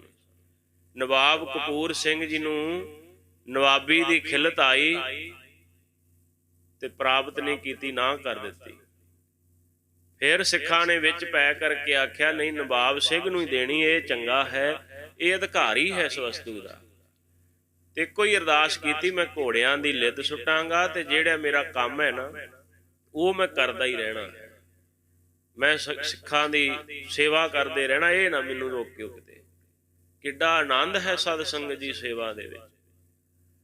ਤੇ ਇੱਥੇ ਕਹਿ ਰਹੇ ਨੇ ਬਲਵੰਡ ਜੀ ਕਿ ਮਾਤਾ ਖੀਵੀ ਜੀ ਜਿਹੜੇ ਹਨ ਉਹਨਾਂ ਦੀ ਛਾਂ ਹੈ ਗੁਰਸਿੱਖਾਂ ਦੇ ਉੱਪਰ, ਘਣੀ ਛਾਂ ਹੈ, ਸੰਘਣੀ ਛਾਇਆ ਹੈ, ਭਾਵ ਉਹ ਸਿੱਖਾਂ ਨੂੰ ਆਪਣੇ ਪੁੱਤਰ ਸਮਝ ਕਰਕੇ ਉਹਨਾਂ ਦੀ ਸੇਵਾ ਕਰਦੀ ਹੈ। ਇਹ ਸੇਵਾ ਕਰਨ ਦਾ ਗੁਰੂ ਘਰ ਵਿੱਚ ਇਹ ਰਿਵਾਜ ਸੀ ਵੀ ਸਾਰੇ ਸੇਵਾ ਕਰੋ ਜੀ, ਇੱਥੋਂ ਹੀ ਬਖਸ਼ਿਸ਼ਾਂ ਪ੍ਰਾਪਤ ਹੋਣਗੀਆਂ। ਹੁਣ ਸੁਭਾਅ ਕੀ ਹੋ ਗਿਆ? ਸੇਵਾ ਕੋਈ ਕਰਦੇ ਤੇ ਉਹ ਚੰਗਾ। ਸੰਗਤਾਂ ਨੇ ਜੋੜੇ ਝਾੜਨੇ, ਗੁਰੂ ਘਰ ਦੀਆਂ ਆ ਵਿਛੀਆਂ ਹੋਈਆਂ ਚਾਦਰਾਂ, ਤੱਪੜ, ਜੋ ਏਦਾਂ ਮੈਟ ਵਿਛੇ ਨੇ, ਇਹ ਝਾੜਨੇ। ਤੇ ਭਾਈ ਸਾਹਿਬ ਜੀ ਕਹਿੰਦੇ ਜਦੋਂ ਏਦਾਂ ਕੋਈ ਕਰਦਾ ਹੈ ਨਾ, ਤੱਪੜ ਝਾੜ ਵਿਛਾਏ ਧੂੜੀ ਨਹਾਇਆ। ਉਹ ਜਦੋਂ ਤੱਪੜ ਝਾੜ ਕੇ ਵਿਛਾਉਂਦਾ ਤੇ ਜਿਹੜੀ ਗੁਰਸਿੱਖਾਂ ਦੇ ਚਰਨਾਂ ਦੀ ਕਿਤੇ ਧੂੜ ਹੈ ਉਹ ਮੱਥੇ ਨੂੰ ਲੱਗ ਜਾਵੇ, ਸਰੀਰ ਤੇ ਪੈ ਜਾਏ ਤੇ ਉਹਦਾ ਇਸ਼ਨਾਨ ਹੋ ਜਾਂਦਾ ਹੈ। ਮਾਘ ਮੱਜਣ ਸੰਗ ਸਾਧੂਆਂ ਧੂੜੀ ਕਰ ਇਸ਼ਨਾਨ। ਇਹੋ ਹੀ ਤੇ ਧੂੜੀ ਇਸ਼ਨਾਨ ਹੈ ਜਿਹੜਾ ਸਭ ਤੋਂ ਪੁੰਨ ਦਾਇਕ ਹੈ। ਮਾਤਾ ਜੀ ਨੇ ਸੇਵਾ ਕਰਨੀ। ਸਾਧ ਸੰਗਤ ਜੀ ਮੈਂ ਹਕੀਕਤ ਦਾ ਬਚਨ ਕਹਿਣ ਲੱਗਾ ਹਾਂ। ਦਾਸ ਦੇ ਜਿਹੜੇ ਨਾਨਕਾ ਨਗਰ ਹੈ, ਖਡੂਰ ਸਾਹਿਬ ਦੀ ਧਰਤੀ ਹੈ, ਔਰ ਉਸ ਧਰਤੀ ਤੇ ਅੱਜ ਵੀ ਬਰਕਤ ਉਸੇ ਤਰ੍ਹਾਂ ਹੀ ਵਰਤਦੀ ਹੈ।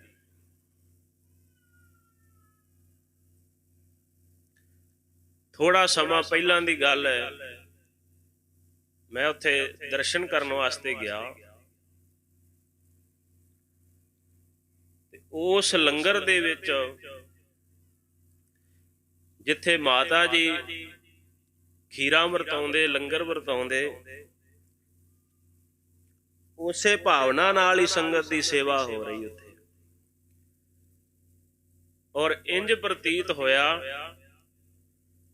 कि जिवें कोई बच्चा अपनी माता दे कोल जांदा है और लंगर छक करके उन्ना ही आनंद, उन्ना ही रस श्री गुरु अंगद देव साहब जी महाराज के दरबार तो पैदा होया। और इवें दा समा बन गया कि जिवें कोई पुत्र अपना बड़े लंबे समय बाद अपनी मां दे हत्थां दा प्रशादा छकदा है, इवें माता खीवी जी दे लंगर दा प्रसाद छक करके आनंद मन नूं बज्जा। क्यों बज्जा कि उत्थों दी सेवा कराउण वाले जिहड़े महापुरुष ने, बाबा सेवा सिंह जी, कार सेवा वाले महापुरुष वो भी धन ने। उन्हां दी सेवा कराउण दी, करन दी भी साध संगत जी जिहड़ी है कार है, उन्होंने भी असीं धन आखांगे। उन्होंने इलाके दियां संगतां दे जिहड़े पिंड ने उन्हां दी वारी बधी हुई है भी हर एक पिंड दी एक दिन दी वारी इत्थे आ करके लंगर विच सेवा करो। जिन्नी सेवा है सब्जियां कट्टण दी, सफाई करन दी, लंगर वरताउण दी, बनाउण दी, सारी तुहाडी है। ते जदों संगतां नाम जपदियां, बाणी पढ़दियां होयां सेवा करदियां ते उस लंगर दे विच माता खीवी आप वरतदे आ। इत्थे क्या बलवंड खीवी नेक जन, जेड़े नेक हन भाव उन्हां दा हिरदा ऐसा द्रवी भूत है, इन्नी कृपा दा भरिया होया हिरदा है कि अपने सिखां नूं पुत्र समझदी है माता। ते संगणी छाया है लंगर दौलत वंडिए रस अमृत खीर घियाली, देसी घ्यो पा पा करके गुर सिखां नूं माता जी लंगर छकाउंदे ने, खीर छकाउंदे हैं। सवाल पैदा होंदे गुरु अंगद देव साहब सच्चे पातशाह जी ने मज्जां तां रखियां नहीं सन, कित्थों इन्ने पदार्थ आउंदे सन। साध संगत जी गुरु साहब जी दे चरनां दे विच माया दासी हो के वरती है, दासी हो करके माया। ते सतगुरु जी दे चरनां ते कोई कमी नहीं है। इन्ने कृपालू सतगुरु जी खडूर साहब दे खैरे जट जिमींदार सन सारे। पशुआं नूं बीमारी पै गई, महाराज साहब जी दे कोल अरदास कीती, सच्चे पातशाह पशु मर रहे ने, कोई किरपा करो। महाराज साहब जी ने बचन कर दिता, गुरसिखो गुरु नानक दे लंगर दे विच दुध चढ़ाया करो, आपे ही महाराज साहब जी सहाई होवणगे। होया कि सारे पशु बड़े सुंदर वधिया बच गए। परन कर लिया कि अद्धा दुध सवेरे शाम दा गुरु दे लंगर विच चढ़िया करेगा। जे दुध वध जाता है, पाप बहुता हो जाता, तो घ्यो बना करके साध संगत जी चढ़ा देंदे। ते गुरु साहब जी जिवें पदार्थ आउंदे उवें ही वरताई जांदे। गुरु घरां दी मर्यादा सी। गुरु तीसरे पातशाह गुरु अमरदास साहब जी भी इवें ही करदे। रोज ही नित नवें दरबार दे बाहर गड्डे दे गड्डे आ जाने, अनाज दे भर करके उन्हां नूं साध संगत जी लंगरां विच वरता देना। जो वध जाना सारा ही वो वंड देना। कुछ दरिया दे विच मछियां नूं पा देना ते आखना फिकर ना करो, गुरु नानक दा घर है। जल वाले भांडे भी मूधे मार देने महाराज ने। आपे गुरु नानक साहब नूं फिकर है, आपां नूं काहदा फिकर है। ते ओह इन्ना घ्यो चढ़ना, इन्ना दुध चढ़ना, महाराज ने खीरां दे लंगर ला देने ते माता खीवी जी ने वरताई जानी। सतगुरु जी दे चरनां दे विच माया दासी हो करके, सेवक हो करके साध संगत जी वरतदी है। ते धन है साध संगत जी वो सेवा करन दा सुभाग। आपां सारियां नूं साध संगत जी वध तो वध सेवा करनी चाहिदी है। जिन्नी सेवा गुरु घर दी हो सके महाराज दे चरनां दी, तां ही साडा गुरु घर आया, गुरु साहब दे दर्शन कीते, पढ़ी हुई बाणी सफली हुंदी है। साडी हालत क्यों हो गई? असी पाठ साध संगत जी मैनूं माफ़ करना, पाठ करना, भगती करनी माड़ा नहीं है, ਪਰ ਮਨ ਦੇ ਵਿੱਚ ਟਿਕਦਾ ਕਿਉਂ ਨਹੀਂ ਹੈ? ਕਿੰਨਾ ਹੀ ਸਮਾਂ ਹੋ ਗਿਆ ਪਾਠ ਕਰਦਿਆਂ ਨੂੰ, ਬਾਣੀ ਪੜ੍ਹਦਿਆਂ ਨੂੰ। ਸੇਵਾ ਜ਼ਰੂਰ ਕਰਿਆ ਕਰੋ। ਗੋਇੰਦਵਾਲ ਸਾਹਿਬ ਦੀ ਧਰਤੀ ਤੇ ਜਾਈਏ, ਉੱਥੇ ਜਦੋਂ ਗੁਰੂ ਸਾਹਿਬ ਜੀ ਦੇ ਲੰਗਰ ਦੇ ਵਿੱਚ ਜਾਈਦਾ, ਸਤ ਸੰਗਤ ਜੀ ਸੰਗਤਾਂ ਏਡੇ ਚਾਅ ਨਾਲ, ਭਾਵਨਾ ਨਾਲ ਸੇਵਾ ਕਰਦੀਆਂ, ਉੱਥੇ ਦੇਸ਼ ਕਾਲ ਵਸਤੂ ਸਮਾਂ ਸਾਰਾ ਬੱਝ ਜਾਂਦਾ। ਸਤਿਗੁਰੂ ਦਰਬਾਰ ਦੇ ਭਾਂਡੇ ਜਦੋਂ ਆਵਾਜ਼ ਆਉਂਦੀ, ਉੱਥੇ ਅਨਹਦ ਧੁਨੀਆਂ ਪੈਦਾ ਹੁੰਦੀਆਂ, ਔਰ ਸੰਗਤਾਂ ਦੇ ਵਿੱਚ ਆਪ ਸੱਚੇ ਪਾਤਸ਼ਾਹ ਮਹਾਰਾਜ ਵਰਤਦੇ। ਸੋ ਇਹ ਸੇਵਾ ਦੇ ਵਿੱਚ ਹੀ ਸਾਧ ਸੰਗਤ ਜੀ ਸਾਰੇ ਪਦਾਰਥ ਨੇ, ਰਾਜ ਭਾਗ ਨੇ। ਸੇਵਾ ਦਾ ਆਨੰਦ ਜਿਸ ਗੁਰਸਿੱਖ ਨੂੰ ਵੱਜ ਜਾਂਦਾ, ਉਹ ਸੇਵਾ ਨਹੀਂ ਛੱਡਦਾ। ਅਸੀਂ ਕੇਵਲ ਤੇ ਕੇਵਲ ਆਪਣੀ ਪਦਵੀ ਵਾਸਤੇ, ਆਪਣੀ ਵਡਿਆਈ ਪ੍ਰਭਤਾ ਵਾਸਤੇ ਜ਼ਰੂਰ ਦੌੜਦੇ ਹਾਂ, ਪਰ ਸੇਵਾ ਨਾ ਛੱਡਿਆ ਕਰੋ। ਸੇਵਾ ਕਰਨੀ ਗੁਰਸਿੱਖਾਂ ਦੀ ਅਸੀਸ ਮਿਲਦੀ ਹੈ। ਧੰਨ ਮਹਾਂਪੁਰਸ਼ ਬਾਬਾ ਠਾਕੁਰ ਸਿੰਘ ਜੀ ਹੋਣਾ ਨੇ ਜਦੋਂ ਕਿਸੇ ਨੇ ਮੈਤਿਓਂ ਜਥਾ ਬੁੱਕ ਕਰਾਉਣਾ ਨਾ, ਵੀ ਸਾਨੂੰ ਪਾਠੀ ਸਿੰਘ ਚਾਹੀਦੇ ਨੇ ਬਾਬਾ ਜੀ, ਅਸੀਂ ਘਰ ਦੇ ਵਿੱਚ ਸ਼ੁੱਧ ਬਾਣੀ ਦਾ ਉਚਾਰਨ ਕਰਵਾ ਕੇ ਪਾਠ ਕਰਵਾਉਣਾ, ਕਹਿਣਾ ਕੋਈ ਗੱਲ ਨਹੀਂ, ਪਾਠੀ ਸਿੰਘ ਬਹੁਤ ਹੈ, ਪਰ ਇਹਨਾਂ ਦੀ ਸੇਵਾ ਜ਼ਰੂਰ ਕਰਿਓ। ਸੇਵਾ ਕਰੋਗੇ ਤੇ ਗੁਰੂ ਗ੍ਰੰਥ ਸਾਹਿਬ ਮਹਾਰਾਜ ਦੀ ਪੜ੍ਹੀ ਹੋਈ ਬਾਣੀ ਦਾ ਫਲ ਬਹੁਤ ਮਿਲੇਗਾ। ਜਿਹੋ ਹੀ ਤੁਹਾਡੀ ਸੇਵਾ ਤੋਂ ਖੁਸ਼ ਨਾ ਹੋਏ, ਜਾਂਦਿਆਂ ਨੂੰ ਕੋਈ ਬਸਤਰ ਨਾ ਚੱਜਦਾ ਦਿੱਤਾ, ਕੋਈ ਕੱਪੜਾ ਨਾ ਦਿੱਤਾ, ਇਹਨਾਂ ਦਾ ਪ੍ਰਸ਼ਾਦਾ ਚੰਗਾ ਢੰਗ ਦਾ ਨਾ ਹੋਇਆ, ਤੇ ਕੀ ਹੋਇਆ? ਭਾਵ ਸੇਵਾ ਕਰਨੀ, ਸੇਵਾ ਤੋਂ ਹੀ ਸਤ ਸੰਗਤ ਜੀ ਸਾਰੇ ਫਲ ਪ੍ਰਾਪਤ, ਖੁਸ਼ੀਆਂ ਮਿਲਦੀਆਂ। ਧੰਨ ਮਾਤਾ ਖੀਵੀ ਜੀ, ਉਹਨਾਂ ਨੇ ਇਹ ਨਹੀਂ ਦੇਖਿਆ ਮੈਂ ਗੁਰੂ ਮਹਿਲ ਹਾਂ, ਮੈਂ ਵੀ ਮੰਜੇ ਤੇ ਪਲੰਘ ਤੇ ਬੈਠ ਜਾਵਾਂ, ਮੇਰਾ ਵੀ ਸਰਦਾ ਹੀ ਹੈ। ਨਹੀਂ, ਉਹਨਾਂ ਨੇ ਸੇਵਾ ਕੀਤੀ। ਪੁਰਾਣੇ ਸਮਿਆਂ ਦੇ ਵਿੱਚ ਤਾਂ ਇਹੋ ਹੀ ਭਾਵਨਾ ਰਹੀ ਹੈ, ਤੇ ਹੁਣ ਵੀ ਕਿਤੇ ਕਿਤੇ ਨਜ਼ਰ ਆਉਂਦੀ ਹੈ, ਪਰ ਬਹੁਤੇ ਥਾਈਂ ਸਾਧ ਸੰਗਤ ਜੀ ਮਾਫੀ ਚਾਹੁੰਦਾ, ਇਹ ਸੇਵਾ ਕਰਨ ਦਾ ਜਿਹੜਾ ਸਾਡਾ ਦਿਲ ਸੀ ਨਾ, ਜਾਂ ਸੇਵਾ ਕਰਨ ਦੀ ਪਰੰਪਰਾ ਸੀ, ਲੋਪ ਹੁੰਦੀ ਜਾ ਰਹੀ ਹੈ। ਵੀ ਕੋਈ ਸੇਵਾ ਕਰ ਲੇ, ਦੂਜਾ ਜੋੜੇ ਝਾੜੇ, ਮੈਂ ਕਿਉਂ ਝਾੜਾਂ? ਮੇਰਾ ਬਾਟਾ ਵੀ ਜੂਠਾ ਉਹੀ ਮਾਂਜਦੇ ਤੇ ਚੰਗਾ ਹੈ, ਆਪ ਨਹੀਂ ਅਸੀਂ ਹੱਥ ਲਾਉਂਦੇ।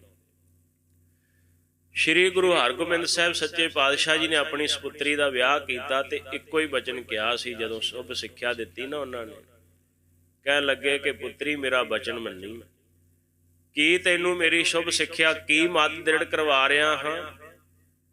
ਕਹਿਣ ਲੱਗੇ ਕਿ ਇੱਕ ਤੇ ਅੰਮ੍ਰਿਤ ਵੇਲੇ ਉੱਠਣਾ ਤੂੰ ਰੋਜ਼ਾਨਾ ਹੈ, ਤੇ ਅੰਮ੍ਰਿਤ ਵੇਲੇ ਉੱਠ ਕਰਕੇ ਨਾਮ ਬਾਣੀ ਇਸ਼ਨਾਨ ਕਰਨ ਤੋਂ ਬਾਅਦ ਬਾਣੀ ਪੜ੍ਹਨੀ, ਤੇ ਬਾਣੀ ਪੜ੍ਹਨ ਤੋਂ ਬਾਅਦ ਵਿਹਲੇ ਨਹੀਂ ਬੈਠਣਾ ਕਿ ਮੈਂ ਗੁਰੂ ਪੁੱਤਰੀ, ਮੇਰਾ ਸਤਿਕਾਰ ਜਿਵੇਂ ਗੁਰੂ ਘਰ ਵਿੱਚ ਉਵੇਂ ਹੀ ਇੱਥੇ ਹੋਵੇ। ਆਪਣੇ ਸਹੁਰੇ ਪਰਿਵਾਰ ਦੇ ਸਾਰੇ ਕੰਮ ਸੰਭਾਲਣੇ, ਸੇਵਾ ਕਰਨੀ, ਇਹ ਸਾਡਾ ਬਚਨ ਹੈ, ਤੇ ਮਹਾਰਾਜ ਦਾ ਬਚਨ ਨਿਭਾਇਆ। ਇਹ ਸਤਿਗੁਰੂ ਦੀ ਸਤ ਸੰਗਤ ਦੀ ਪਰੰਪਰਾ ਸੀ ਸਾਰਿਆਂ ਨੂੰ ਕਿ ਸੇਵਾ ਕਰਨੀ ਹੈ। ਤੇ ਬਲਵੰਡ ਜੀ ਕਹਿ ਰਹੇ, ਮਾਤਾ ਜੀ ਸੰਘਣੀ ਛਾਇਆ ਨੇ, ਉਹਨਾਂ ਦੀ ਕਿਰਪਾ ਹੈ ਗੁਰਸਿੱਖਾਂ ਦੇ ਉੱਪਰ। ਗੁਰਸਿੱਖਾਂ ਕੇ ਮੁਖ ਉਜਲੇ, ਮਨ ਮੁਖ ਥੀਏ ਪਰਾਲੀ। ਜਿਹੜੇ ਗੁਰੂ ਘਰ ਵਿੱਚ ਆਉਂਦੇ ਸਨਮੁਖ ਗੁਰਸਿੱਖ, ਉਹਨਾਂ ਦੇ ਮੁਖ ਉਜਲੇ ਹੋ ਗਏ। ਗੁਰੂ ਅੰਗਦ ਦੇਵ ਸਾਹਿਬ ਜੀ ਦੀ ਸੇਵਾ ਕਰਕੇ, ਭਗਤੀ ਕਰਕੇ, ਉਹਨਾਂ ਨੂੰ ਜਿੱਥੇ ਮਾਤਾ ਖੀਵੀ ਜੀ ਲੰਗਰ ਬਖਸ਼ਿਸ਼ ਕਰਕੇ ਦਿੰਦੇ, ਵਰਤਾਉਂਦੇ, ਖਾਣ ਨੂੰ ਭੋਜਨ ਦਿੰਦੇ, ਉੱਥੇ ਗੁਰੂ ਅੰਗਦ ਦੇਵ ਸਾਹਿਬ ਜੀ ਮਹਾਰਾਜ ਆਪਣੀ ਕਿਰਪਾ ਕਰਕੇ ਨਾਮ ਦਾ ਲੰਗਰ ਸਤ ਸੰਗਤ ਜੀ ਚਲਾਈ ਜਾਂਦੇ ਹਨ। ਉਹ ਹਿਰਦਿਆਂ ਨੂੰ ਤ੍ਰਿਪਤ ਕਰ ਰਹੇ ਨੇ, ਤੇ ਮਾਤਾ ਜੀ ਸਰੀਰਾਂ ਨੂੰ ਤ੍ਰਿਪਤ ਕਰ ਰਹੇ ਨੇ, ਪੇਟ ਪੂਰਤੀ ਕਰਦੇ ਨੇ ਸਭ ਦੀ। ਇਹ ਲੰਗਰ ਦੀ ਦੌਲਤ ਜਿਹੜਾ ਹੈ ਇਹ ਵੰਡਿਆ ਜਾ ਰਿਹਾ ਹੈ। ਰਸ ਅੰਮ੍ਰਿਤ ਖੀਰ ਘਿਆਲੀ, ਰਸ ਜਿਹੜਾ ਭਗਤੀ ਦਾ ਹੈ, ਅੰਮ੍ਰਿਤ ਸਾਧ ਸੰਗਤ ਜੀ ਨਾਮ, ਖੀਰ ਜਿਹੜੀ ਹੈ ਸਾਧ ਸੰਗਤ ਜੀ ਸੱਚੇ ਪਾਤਸ਼ਾਹ ਜੀ ਦੀ। ਘਿਓ ਵਾਲੀ ਕਿਹੜੀ ਹੈ? ਗਿਆਨ ਜਿਹੜਾ ਹੈ ਉਹ ਘਿਓ ਹੈ, ਤੇ ਖੀਰ ਜਿਹੜੀ ਹੈ ਭਗਤੀ ਹੈ। ਰਸ ਪ੍ਰੇਮ ਦੇ ਸਮੇਤ ਨਾਮ, ਇਹ ਨਾਮ ਦੀ ਭਗਤੀ ਕਰਨੀ, ਰਸ ਦੇ ਸਮੇਤ, ਔਰ ਗਿਆਨ ਪ੍ਰਾਪਤ ਹੋਣਾ, ਇਹ ਜਿਹੜੀ ਖੀਰ ਵੰਡੀ ਜਾ ਰਹੀ ਹੈ। ਗੁਰਸਿੱਖਾਂ ਦੇ ਮੁੱਖ ਪਵਿੱਤਰ ਹੋ ਗਏ। ਜਿਹੜੇ ਮਨਮੁਖ ਸਨ ਉਹ ਤਾਂ ਪਰਾਲ, ਜਿਵੇਂ ਪਰਾਲੀ ਹੁੰਦੀ ਹੈ ਫੋਕ, ਇਵੇਂ ਹੋ ਗਏ, ਸਵਾਹ ਹੋ ਗਏ। ਉਹ ਇੱਕ ਘਟਨਾ ਇੱਕ ਐਸੀ ਘਟੀ ਇਸ ਧਰਤੀ ਤੇ, ਇਤਿਹਾਸ ਵਿੱਚ ਦਰਜ ਹੈ। ਗੁਰੂ ਅੰਗਦ ਦੇਵ ਸਾਹਿਬ ਜੀ ਸਾਰਿਆਂ ਨੂੰ ਕਿਹਾ ਕਰਦੇ, ਗੁਰਸਿੱਖੋ ਸੇਵਾ ਕਰਿਆ ਕਰੋ, ਪਰ ਇੱਕ ਉੱਥੇ ਮੇਰੇ ਵਰਗਾ ਸਿੱਖ ਆ ਗਿਆ, ਨਾਮ ਧਰੀ ਕੀ ਮੇਰੇ ਵਰਗਾ। ਉਹਨੇ ਕੀ ਦੇਖਿਆ, ਗੁਰੂ ਅੰਗਦ ਦੇਵ ਸਾਹਿਬ ਦੇ ਘਰ ਤੇ ਮੌਜ ਹੀ ਬੜੀ ਹੈ, ਇੱਥੇ ਪੁੱਛਦਾ ਕੋਈ ਨਹੀਂ, ਜਦੋਂ ਜੀ ਕਰੋ ਥਾਲੀ ਫੜੋ ਤੇ ਪ੍ਰਸ਼ਾਦਾ ਛਕੋ, ਮਾਤਾ ਦੇ ਲੰਗਰ ਵਿੱਚ ਜਾਓ, ਖੀਰ ਛਕੋ ਘਿਓ ਵਾਲੀ, ਤੇ ਆਰਾਮ ਨਾਲ ਸੁੱਤੇ ਰਹੋ, ਕੋਈ ਲੋੜ ਨਹੀਂ। ਉਹਨੇ ਇਸੇ ਤਰ੍ਹਾਂ ਹੀ ਕੀਤਾ। ਉਹ ਛਕ ਲਿਆ ਕਰੇ ਖੀਰਾਂ ਲੰਗਰ ਵਿੱਚੋਂ ਤੇ ਦਰਵਾਜ਼ਾ ਬੰਦ ਕਰਕੇ ਭੇੜ ਕੇ ਮਾਰ ਕੇ ਬੂਹਾ ਤੇ ਸੌਂ ਗਿਆ। ਬਾਬਾ ਬੁੱਢਾ ਸਾਹਿਬ ਜੀ ਗੁਰੂ ਘਰ ਦੇ ਪ੍ਰਬੰਧਕ ਸਨ, ਸੇਵਾ ਕਰਦੇ ਤੇ ਕਰਵਾਉਂਦੇ ਵਿੱਚ ਹੋ ਕਰਕੇ। ਬਾਬਾ ਜੀ ਨੂੰ ਪਤਾ ਸੀ ਵੀ ਆਹ ਸਿੱਖ ਕਈ ਦਿਨਾਂ ਤੋਂ ਰਹਿ ਰਿਹਾ, ਸੇਵਾ ਨਹੀਂ ਕਰਦਾ, ਤੇ ਜਿਹੜਾ ਸੇਵਾ ਨਹੀਂ ਕਰਦਾ ਤੇ ਗੁਰੂ ਘਰ ਦਾ ਅੰਨ ਜਲ ਤੇ ਉਹਦੇ ਹੱਡ ਗਾਲ ਲੈਂਦਾ ਹੈ। ਇਹ ਗੁਰੂ ਘਰ ਦਾ, ਇਹ ਧਰਮਸ਼ਾਲਾ ਦਾ ਜਿਹੜਾ ਅੰਨ ਅਨਾਜ ਹੈ ਨਾ, ਪ੍ਰਸ਼ਾਦਾ, ਇਹ ਪਾਰੇ ਦੀ ਤਰ੍ਹਾਂ ਹੈ। ਸਾਡੇ ਨਗਰ ਦੇ ਮਹਾਂਪੁਰਸ਼ ਬਾਬਾ ਲਛਮਣ ਸਿੰਘ ਜੀ ਹੁੰਦੇ, ਉਹਨਾਂ ਨੇ ਕਹਿਣਾ, ਵੱਡੇ ਜਿਹੜੇ ਬਜ਼ੁਰਗ ਨੇ ਉਹ ਅਜੇ ਵੀ ਦੱਸਦੇ, ਉਹਨਾਂ ਕਹਿਣਾ, ਬੱਚਿਓ ਇਹ ਧਰਮਸ਼ਾਲਾ ਦਾ ਅਨਾਜ, ਇਹ ਪਾਰਾ ਹੈ, ਇਹਨੂੰ ਛਕ ਤੇ ਲਿਓ, ਪਰ ਇਹਨੂੰ ਪਚਾ ਲਿਓ ਗੁਰੂ ਦੀ ਸੇਵਾ ਕਰਕੇ। ਉਹਨੇ ਪਏ ਰਹਿਣਾ ਤੇ ਬਾਬਾ ਬੁੱਢਾ ਸਾਹਿਬ ਜੀ ਨੇ ਆਖਿਆ, ਗੁਰਸਿੱਖਾ ਕੋਈ ਸੇਵਾ ਕਰਿਆ ਕਰ ਬਾਹਰ, ਮਹਾਰਾਜ ਦਾ ਬਚਨ। ਉਹ ਹੰਕਾਰਿਆ ਬਹੁਤਾ ਸੀ, ਆਪਣੀ ਵੱਲੋਂ ਸਿਆਸਤ ਖੇਡਣ ਲੱਗਾ, ਕਹਿੰਦਾ ਮੈਂ ਤੁਹਾਡੇ ਜੱਟਾਂ ਦੇ ਆਖੇ ਨਹੀਂ ਲੱਗਦਾ। ਬਾਬਾ ਬੁੱਢਾ ਸਾਹਿਬ ਜੀ ਰੰਧਾਵਾ ਸੀ ਨਾ, ਮੈਂ ਤੁਹਾਡੇ ਆਖੇ ਨਹੀਂ ਲੱਗਦਾ, ਗੁਰੂ ਸਾਹਿਬ ਮੈਨੂੰ ਖੁਦ ਆਖਣਗੇ ਤੇ ਮੈਂ ਸੇਵਾ ਕਰ ਲਵਾਂਗਾ। ਸਮਾਂ ਲੰਘਦਾ ਗਿਆ, ਨਹੀਂ ਗੱਲ ਮੰਨੀ। ਇੱਕ ਦਿਨ ਐਸਾ ਆਇਆ ਕਿ ਮਹਾਰਾਜ ਸਾਹਿਬ ਜੀ ਨੇ ਨਾ ਆਪਣਾ ਤਖਤ ਗੁਰਤਾ ਗੱਦੀ ਦਾ ਸਿੰਘਾਸਨ ਇਹਦੇ ਦਰਵਾਜ਼ੇ ਦੇ ਬਾਹਰ ਵਾਰੀ ਜਾ ਲਗਾਇਆ, ਸਿੱਖਾਂ ਨੂੰ ਕਹਿ ਕੇ। ਜਦੋਂ ਆਵਾਜ਼ ਆਈ, ਰੌਲਾ ਰੱਪਾ ਪਿਆ, ਸ਼ੋਰ ਹੋਇਆ ਤੇ ਇਹਦੀ ਨੀਂਦ ਖੁੱਲ ਗਈ। ਦੁਪਹਿਰੇ ਹੀ ਸੁੱਤਾ ਹੋਇਆ ਸੀ। ਦਰਵਾਜ਼ਾ ਖੋਲਿਆ ਤੇ ਅੱਖਾਂ ਮਲਦਾ ਮਲਦਾ ਕੀ ਦੇਖਦਾ ਕਿ ਗੁਰੂ ਅੰਗਦ ਦੇਵ ਸਾਹਿਬ ਦਾ ਹੁਣ ਤੇ ਦਰਬਾਰ ਲੱਗ ਗਿਆ, ਹੁਣ ਤੇ ਮੈਨੂੰ ਨਿਕਲਣਾ ਹੀ ਪੈਣਾ। ਤੇ ਆਖਰ ਨਿਕਲਣਾ ਪਿਆ ਬਾਹਰ, ਮੱਥਾ ਟੇਕਿਆ। ਮਹਾਰਾਜ ਕਹਿੰਦੇ, ਗੁਰਸਿੱਖਾ ਕਿੱਥੇ ਰਹਿੰਦਾ ਹੁੰਨਾ ਤੂੰ, ਕਿੱਥੋਂ ਆਇਆ? ਮਹਾਰਾਜ ਨੂੰ ਕਹਿੰਦਾ ਸ਼ਰਮਿੰਦਾ ਹੋ ਕੇ, ਤੁਹਾਡੇ ਕੋਲ ਹੀ ਰਹਿਣਾ। ਮਹਾਰਾਜ ਕਹਿੰਦੇ, ਵੇਖਿਆ ਕਦੀ ਨਹੀਂ। ਮਹਾਰਾਜ ਪ੍ਰਸ਼ਾਦਾ ਛਕ ਲਈਦਾ, ਅੰਦਰ ਸੌ ਜਾਈਦਾ ਹੈ। ਸੱਚੇ ਪਾਤਸ਼ਾਹ ਕਹਿੰਦੇ, ਕੋਈ ਸੇਵਾ ਵੀ ਕੀਤੀ ਅਜੇ ਤੱਕ? ਮਹਾਰਾਜ ਨਹੀਂ ਕੀਤੀ। ਮਹਾਰਾਜ ਕਹਿੰਦੇ, ਤੁਹਾਨੂੰ ਬਾਬਾ ਬੁੱਢਾ ਸਾਹਿਬ ਨੇ ਕਿਹਾ ਨਹੀਂ ਇਹ ਵੀ ਸੇਵਾ ਕਰੋ? ਬਾਬਾ ਬੁੱਢਾ ਸਾਹਿਬ ਜੀ ਕਹਿੰਦੇ, ਮਹਾਰਾਜ ਕਹਿ ਕਹਿ ਕੇ ਥੱਕ ਗਏ, ਕਾੜੀਆਂ ਕਹਿੰਦਾ ਹੈ, ਅੱਗਿਓਂ ਕਹਿੰਦਾ ਮੈਂ ਤੁਹਾਡੇ ਜੱਟਾਂ ਦੇ ਆਖੇ ਨਹੀਂ ਲੱਗਣਾ, ਮੈਂ ਗੁਰੂ ਦਾ ਬਚਨ ਮੰਨਣਾ। ਸਤਿਗੁਰੂ ਕਹਿੰਦੇ, ਗੁਰਸਿੱਖਾ ਤੇਰੇ ਕੋਲ ਹੁਣ ਸਮਾਂ ਥੋੜਾ ਰਹਿ ਗਿਆ ਹੈ, 4 ਪਹਿਰ ਹੀ ਤੇਰਾ ਜੀਵਨ ਰਹਿ ਗਿਆ ਹੁਣ ਤਾਂ ਬਸ। ਸੇਵਾ ਕਰ ਲੈਂਦਾ ਤੂੰ ਸਫਲਾ ਹੋ ਜਾਣਾ ਸੀ। ਜਾ ਫਿਰ ਏਦਾਂ ਕਰ, ਜੇ ਹੁਣ ਸਫਲਾ ਹੋਣਾ ਸਾਡਾ ਬਚਨ ਮੰਨ ਤੂੰ। ਜਦੋਂ ਇਹ ਕਿਹਾ ਤੇ ਹੱਥਾਂ ਪੈਰਾਂ ਦੀ ਪੈ ਗਈ। ਮਹਾਰਾਜ ਕੀ ਬਚਨ ਹੈ? ਸਤਿਗੁਰੂ ਕਹਿੰਦੇ, ਜਾਂ ਸਾਡਾ ਬਚਨ ਹੈ ਜਾ ਕੇ ਅੱਗ ਦੇ ਵਿੱਚ, ਚਿਖਾ ਦੇ ਵਿੱਚ ਸੜ ਕੇ ਮਰ ਜਾ।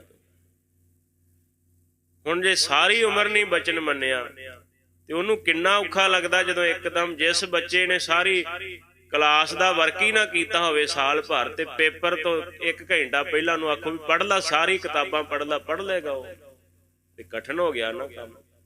ਜਿਹਨੇ ਬਚਨ ਪਹਿਲਾਂ ਨਹੀਂ ਗੁਰੂ ਦਾ ਮੰਨਿਆ, ਹੁਣ ਕਿਵੇਂ ਮੰਨ ਲਏ? ਆਖਰ ਤੁਰ ਪਿਆ ਜੰਗਲ ਦੇ ਬਾਹਰ-ਵਾਰ। ਜੰਗਲ ਹੀ ਜੰਗਲ ਸੀ ਤੇ ਚਿਖਾ ਤੇ ਤਿਆਰ ਕਰ ਲਈ, ਅੱਗ ਲਾ ਦਿੱਤੀ ਤੇ ਫਿਰ ਉਹਦੀਆਂ ਪਰਿਕਰਮਾ ਕਰੀ ਜਾਵੇ। ਹੌਸਲਾ ਨਾ ਪਵੇ ਕਿ ਮੈਂ ਹੁਣ ਇਹਦੇ ਵਿੱਚ ਛਾਲ ਮਾਰ ਕੇ ਬੈਠ ਜਾ ਤੇ ਗੁਰੂ ਦਾ ਬਚਨ ਪੂਰਾ ਕਰ ਦੇਵਾਂ, ਮੇਰਾ ਸਰੀਰ ਦੇਹ ਸਫਲੀ ਹੋ ਜਾਏਗੀ। ਹੁਣ ਔਖਾ ਪਰਚਾ ਪੈ ਗਿਆ ਨਾ, ਕਠਿਨ ਕੰਮ ਹੋ ਗਿਆ ਹੋਵੇ। ਉਧਰੋਂ ਭਾਈ ਮੇਰਾ ਚੋਰ ਸੀ, ਉਹਦਾ ਨਾਮ ਭਾਈ ਮੇਰਾ ਲਿਖਿਆ ਹੈ। ਉਹ ਸਾਧ ਸੰਗਤ ਜੀ ਆਵੇ, ਹੱਥ ਦੇ ਵਿੱਚ ਉਸਨੇ ਚੋਰੀ ਕਰਕੇ ਕੁਝ ਗਹਿਣੇ, ਕੁਝ ਧਨ ਪਕੜਿਆ ਹੋਇਆ। ਵੇਖ ਲਿਆ ਵੀ ਲਿਬਾਸ ਤੇ ਸਿੱਖ ਵਾਲਾ ਹੀ ਹੈ, ਦਸਤਾਰ ਬੱਧੀ ਹੋਈ ਹੈ, ਦਾੜਾ ਕੇਸ ਰੱਖੇ ਨੇ, ਹੈ ਤਾਂ ਸਿੱਖ ਹੈ। ਇਹ ਕਰ ਕੀ ਰਿਹਾ? ਪੁੱਛਿਆ ਕੀ ਕਰ ਰਿਹਾ? ਕਹਿਣ ਲੱਗਾ, ਮੈਨੂੰ ਮਹਾਰਾਜ ਗੁਰੂ ਅੰਗਦ ਦੇਵ ਸਾਹਿਬ ਜੀ ਨੇ ਬਚਨ ਕਰ ਦਿੱਤਾ ਵੀ ਜਾ ਚਿਖਾ ਵਿੱਚ ਸੜ ਜਾ, ਉੱਥੇ ਮਰ ਜਾ। ਮੈਂ ਸੇਵਾ ਨਹੀਂ ਸੀ ਕੀਤੀ, ਪਰ ਮੇਰਾ ਦਿਲ ਨਹੀਂ ਕਰ ਰਿਹਾ ਵੀ ਹੁਣ ਮੈਂ ਕਿਵੇਂ ਇਹਦੇ ਵਿੱਚ ਵੜਾਂ। ਉਹ ਸਿੱਖ ਭਾਵਨਾ ਵਾਲਾ ਸੀ ਪਰ ਹੈ ਚੋਰ ਸੀ। ਕਹਿੰਦਾ, ਇਸ ਤਰ੍ਹਾਂ ਕਰ, ਬਚਨ ਦਾ ਅਰਦਾਸਾ ਮੈਨੂੰ ਦੇ ਦੇ ਤੂੰ, ਤੇ ਆ ਜਿੰਨਾ ਧਨ ਹੈ ਤੂੰ ਫੜ ਤੇ ਆਨੰਦ ਲੈ ਜਾ। ਅਰਦਾਸ ਕਰ ਦਿੱਤੀ ਗੁਰੂ ਅੰਗਦ ਦੇਵ ਸਾਹਿਬ ਜੀ, ਜਿਹੜਾ ਬਚਨ ਤੁਸੀਂ ਮੈਨੂੰ ਕੀਤਾ ਉਹ ਇਹਨੂੰ ਦੇ ਦਿਓ, ਤੇ ਬਚਨ ਮੁੱਲ ਲੈ ਲਿਆ। ਤੇ ਭਾਈ ਮੇਹਰੇ ਨੇ ਕੀਤੀ ਅਰਦਾਸ ਤੇ ਚਿਖਾ ਵਿੱਚ ਛਾਲ ਮਾਰ ਕੇ ਬੈਠ ਗਿਆ ਬੜੇ ਛੇਤੀ। ਤੇ ਜਦੋਂ ਬੈਠਾ ਤੇ ਇਤਿਹਾਸ ਲਿਖਦਾ ਵੀ ਉਹਦੇ ਸਰੀਰ ਨੂੰ ਕੀ, ਉਹਦੇ ਰੋਮਾਂ ਨੂੰ ਵੀ ਅੱਗ ਸੇਕ ਨਹੀਂ ਲਾ ਸਕੀ। ਗੁਰੂ ਦੀ ਬਖਸ਼ਿਸ਼ ਸੀ। ਤੇ ਜਿਹਨੇ ਇਹ ਗਹਿਣੇ ਗੱਟੇ ਤੇ ਧਨ ਲੈ ਕੇ ਦੌੜ ਕੇ ਉੱਥੋਂ ਨਿਕਲ ਗਿਆ, ਉਹਦੇ ਨਾਲ ਕੀ ਹੋਇਆ ਵੀ ਪਛਾਣਿਆ ਗਿਆ। ਉਹ ਗਹਿਣੇ ਪਛਾਣੇ ਗਏ, ਉਹ ਪੈਸਿਆਂ ਦੀ ਗਿਣਤੀ ਪੂਰੀ ਹੋ ਗਈ। ਸਮੇਂ ਦੇ ਹਾਕਮ ਨੇ ਪਕੜ ਲਿਆ ਤੇ ਸੂਲੀ ਚਾੜ ਦਿੱਤਾ, ਭਾਵ ਸਜ਼ਾ ਦੇ ਕੇ ਮਾਰ ਦਿੱਤਾ। ਤੇ ਇੱਥੇ ਬਲਵੰਡ ਜੀ ਕਹਿ ਰਹੇ ਨੇ, ਸੱਤਾ ਕਹਿ ਰਿਹਾ ਹੈ ਦੋਵੇਂ ਭਰਾ ਕਿ ਗੁਰਸਿੱਖਾਂ ਕੇ ਮੁਖ ਉਜਲੇ ਮਨਮੁਖ ਥੀਏ ਪਰਾਲੀ। ਜਿਹੜੇ ਗੁਰਸਿੱਖ ਉਹਨਾਂ ਦੇ ਮੁਖ ਉਜਲੇ ਹੋ ਗਏ ਸਤਿਗੁਰੂ ਦੀ ਸੇਵਾ ਕਰਕੇ, ਗੁਰੂ ਦੀ ਭਗਤੀ ਕਰਕੇ। ਮਨਮੁਖ ਜਿਹੜੇ ਸਨ ਉਹ ਪਰਾਲ ਹੋ ਗਏ। ਜਿਵੇਂ ਪਰਾਲੀ ਨੂੰ ਆਪਾਂ ਵਿਅਰਥ ਹੀ ਸਮਝਦੇ ਨਾ, ਕਿਸੇ ਕੰਮ ਨਹੀਂ ਆਉਂਦੀ ਤੇ ਗਲਦੀ ਸੜਦੀ ਰਹਿੰਦੀ ਹੈ, ਇਵੇਂ ਮਨਮੁਖਾਂ ਦੀ ਹਾਲਤ ਹੋ ਗਈ। ਪਏ ਕਬੂਲ ਖਸਮ ਨਾਲ ਜਾਂ ਘਾਲ ਮਰਦੀ ਘਾਲੀ। ਉਹ ਖਸਮ ਪ੍ਰਮਾਤਮਾ ਦੇ ਪਰਮੇਸ਼ਰ ਦੇ ਦਰ ਤੇ ਕਬੂਲ ਹੋ ਗਏ, ਪ੍ਰਵਾਨ ਚੜ ਗਏ, ਜਿਨ੍ਹਾਂ ਨੇ ਸਾਧ ਸੰਗਤ ਜੀ ਮਰਦਾਂ ਵਾਲੀ ਘਾਲ, ਗੁਰਸਿੱਖਾਂ ਵਾਲੀ ਘਾਲ ਲਈ ਸੇਵਾ ਕੀਤੀ, ਸਿਮਰਨ ਕੀਤਾ, ਸਤਿਗੁਰੂ ਦੇ ਬਚਨ ਨੂੰ ਮੰਨਿਆ। ਬਚਨ ਜਿਹੜਾ ਮੰਨਣਾ ਹੈ ਉਹ ਮਰਦ ਦਾ ਕੰਮ ਹੁੰਦਾ ਹੈ। ਤੇ ਜਿਨ੍ਹਾਂ ਨੇ ਬਚਨ ਮੰਨਿਆ ਉਹਨਾਂ ਦੀ ਘਾਲ ਪੂਰੀ ਹੋ ਗਈ। ਮਾਤਾ ਖੀਵੀ ਸਹੁ ਸੋਏ ਜਿਨ ਗੋਏ ਉਠਾਲੀ। ਇਹ ਦੋਵੇਂ ਭਰਾ ਕਹਿ ਰਹੇ, ਗੁਰਸਿੱਖੋ ਗੁਰੂ ਅੰਗਦ ਦੇਵ ਸਾਹਿਬ ਜੀ ਕੌਣ ਹਨ? ਮਾਤਾ ਖੀਵੀ ਸਹੁ ਸੋਏ। ਮਾਤਾ ਖੀਵੀ ਦਾ ਜੋ ਸਹੁ ਪਤੀ ਹੈ ਉਹ ਕੌਣ ਹੈ? ਸੋਏ ਕੀ ਵਸਤੂ ਹੈ, ਕੀ ਉਹਦਾ ਮੁਰਾਤਬਾ ਹੈ, ਜਾਂ ਕੀ ਉਹਦੀ ਹਸਤੀ ਹੈ? ਜਿਨ ਗੋਏ ਉਠਾਲੀ, ਉਹ ਹੈ ਜਿਹਨੇ ਧਰਤੀ ਦਾ ਭਾਰ ਉਠਾਇਆ ਹੋਇਆ, ਭਾਵ ਉਹ ਪਰਮੇਸ਼ਰ ਹੈ, ਵਾਹਿਗੁਰੂ ਹੈ। ਉਹ ਕੋਈ ਮਨੁੱਖ ਨਹੀਂ ਹੈ, ਉਹ ਕੋਈ ਸਧਾਰਨ ਵਿਅਕਤੀ ਨਹੀਂ, ਉਹ ਪਰਮੇਸ਼ਰ ਹੈ, ਗੁਰੂ ਪਰਮੇਸ਼ਰ ਹੈ। ਮਾਤਾ ਖੀਵੀ ਦੇ ਪਤੀ ਜੀ ਜੋ ਹਨ ਉਹ ਸਾਰੀ ਧਰਤੀ ਦਾ ਭਾਰ ਚੁੱਕਣ ਵਾਲੇ ਹਨ, ਭਾਵ ਸਮਰੱਥ ਗੁਰੂ ਹਨ। ਇਹ ਸਾਧ ਸੰਗਤ ਜੀ ਇਸ ਪੌੜੀ ਦੀ ਵਿਚਾਰ ਹੋਈ ਹੈ। ਸੋ ਗੁਰੂ ਸਾਹਿਬ ਜੀ ਦੇ ਉੱਪਰ ਟੇਕ ਭਰੋਸਾ ਗੁਰਸਿੱਖ ਨੇ ਜਿਹੜਾ ਰੱਖਣਾ ਹੈ, ਉਹ ਗੁਰੂ ਸਾਹਿਬ ਜੀ ਨੂੰ ਪਰਮੇਸ਼ਰ ਸਰੂਪ ਜਾਣਦੇ ਹੋਏ ਰੱਖਣਾ ਹੈ। ਗੁਰੂ ਕੋਈ ਆਮ ਵਿਅਕਤੀ ਨਹੀਂ ਹੈ, ਉਹ ਤਾਂ ਧੁਰ ਦਰਗਾਹ ਤੇ ਪ੍ਰਮਾਤਮਾ ਦਾ ਹੀ ਸਤ ਸੰਗ ਜੀ ਸਰੂਪ ਹੈ। ਪਰਮੇਸ਼ਰ ਨਿਰਗੁਣ ਸਰੂਪ ਹੈ, ਗੁਰੂ ਸਰਗੁਣ ਸਰੂਪ ਹੈ। ਗੁਰੂ ਪਰਮੇਸ਼ਰ ਦੇ ਨਾਮ ਨੂੰ, ਉਹਦੇ ਨਾਮ ਦੀ ਬਰਕਤ ਨੂੰ ਸੰਸਾਰ ਦੇ ਵਿੱਚ, ਜੀਵਾਂ ਦੇ ਵਿੱਚ ਵੰਡਣ ਵਾਲਾ ਹੈ। ਜਿਹੜਾ ਗੁਰੂ ਦੇ ਨਾਲ ਜੁੜ ਜਾਂਦਾ ਹੈ ਉਹ ਪਰਮੇਸ਼ਰ ਨਾਲ ਜੁੜ ਜਾਂਦਾ ਹੈ। ਗੁਰ ਪਰਮੇਸ਼ਰ ਵਿੱਚ ਕੋਈ ਭੇਦ ਨਹੀਂ ਹੈ। ਗੁਰਬਰ ਅਕਾਲ ਹੈ, ਭਾਵ ਗੁਰੂ ਤੇ ਪਰਮੇਸ਼ਰ ਇੱਕ ਸਰੂਪ ਹਨ। ਵਿਚਾਰ ਕਰਦਿਆਂ ਤੋਂ ਹੋਈ ਭੁੱਲ ਚੁੱਕ ਦੀ ਖਿਮਾ ਕਰਨੀ। ਗੁਰੂ ਸਾਹਿਬ ਜੀ ਦੀ ਸੰਗਤ ਸੱਚੇ ਪਾਤਸ਼ਾਹ ਮਹਾਰਾਜ ਆਪ ਬਖਸ਼ਣਹਾਰ ਹਨ, ਬਖਸ਼ ਲੈਣਾ, ਕਿਉਂਕਿ ਗੁਰੂ ਕੀ ਬਾਣੀ ਅਗਾਧ ਬੁੱਧ ਬਾਣੀ ਹੈ। ਅਸੀਂ ਕੇਵਲ ਓਨੇ ਕੀ ਅਰਥ ਕਰ ਸਕਦੇ ਜਿੰਨੇ ਕੁ ਸਾਡੀ ਬੁੱਧੀ ਦਾ ਤਲ ਹੈ, ਜਿੱਥੇ ਤੱਕ ਸਾਡੀ ਪਕੜ ਬਣਦੀ ਹੈ। ਪਰ ਇਸ ਪਾਵਨ ਪਵਿੱਤਰ ਗੁਰਬਾਣੀ ਦੇ ਜੋ ਸ਼ਬਦ, ਜੋ ਇਹਨਾਂ ਦੇ ਅਰਥ ਹਨ, ਇਹ ਅਗਾਧ ਬੋਧ ਹਨ। ਸਤਿਗੁਰੂ ਕਿਰਪਾ ਕਰਨ, ਆਪ ਸਰਬੱਤ ਸੰਗਤਾਂ ਨੂੰ, ਦਾਸ ਨੂੰ ਸਤਿਗੁਰੂ ਆਪਣੀ ਸੇਵਾ ਬਖਸ਼ਿਸ਼ ਕਰਨ, ਆਪਣੇ ਦਰ ਘਰ ਤੋਂ ਆਪਣੀ ਭਗਤੀ ਦਾ ਰਸ ਬਖਸ਼ਿਸ਼ ਕਰਨ, ਤਾਂ ਕਰਕੇ ਸਾਡਾ ਜੀਵਨ ਦਾ ਪਾਰ ਉਤਾਰਾ ਹੋ ਸਕੇ।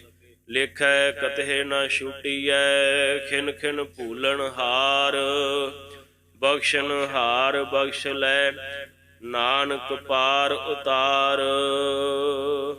ਗੁਰ ਸਿੱਖਾਂ ਕੇ ਮੁਖ ਉਜਲੇ, ਮਨ ਮੁਖ ਥੀਏ ਪਰਾਲੀ। ਪਏ ਕਬੂਲ ਖਸਮ ਨਾਲ, ਜਾਂ ਘਾਲ ਮਰਦੀ ਘਾਲੀ। ਮਾਤਾ ਖੀਵੀ ਸਹੁ ਸੋਏ, ਜਿਨ ਗੋਏ ਉਠਾਲੀ।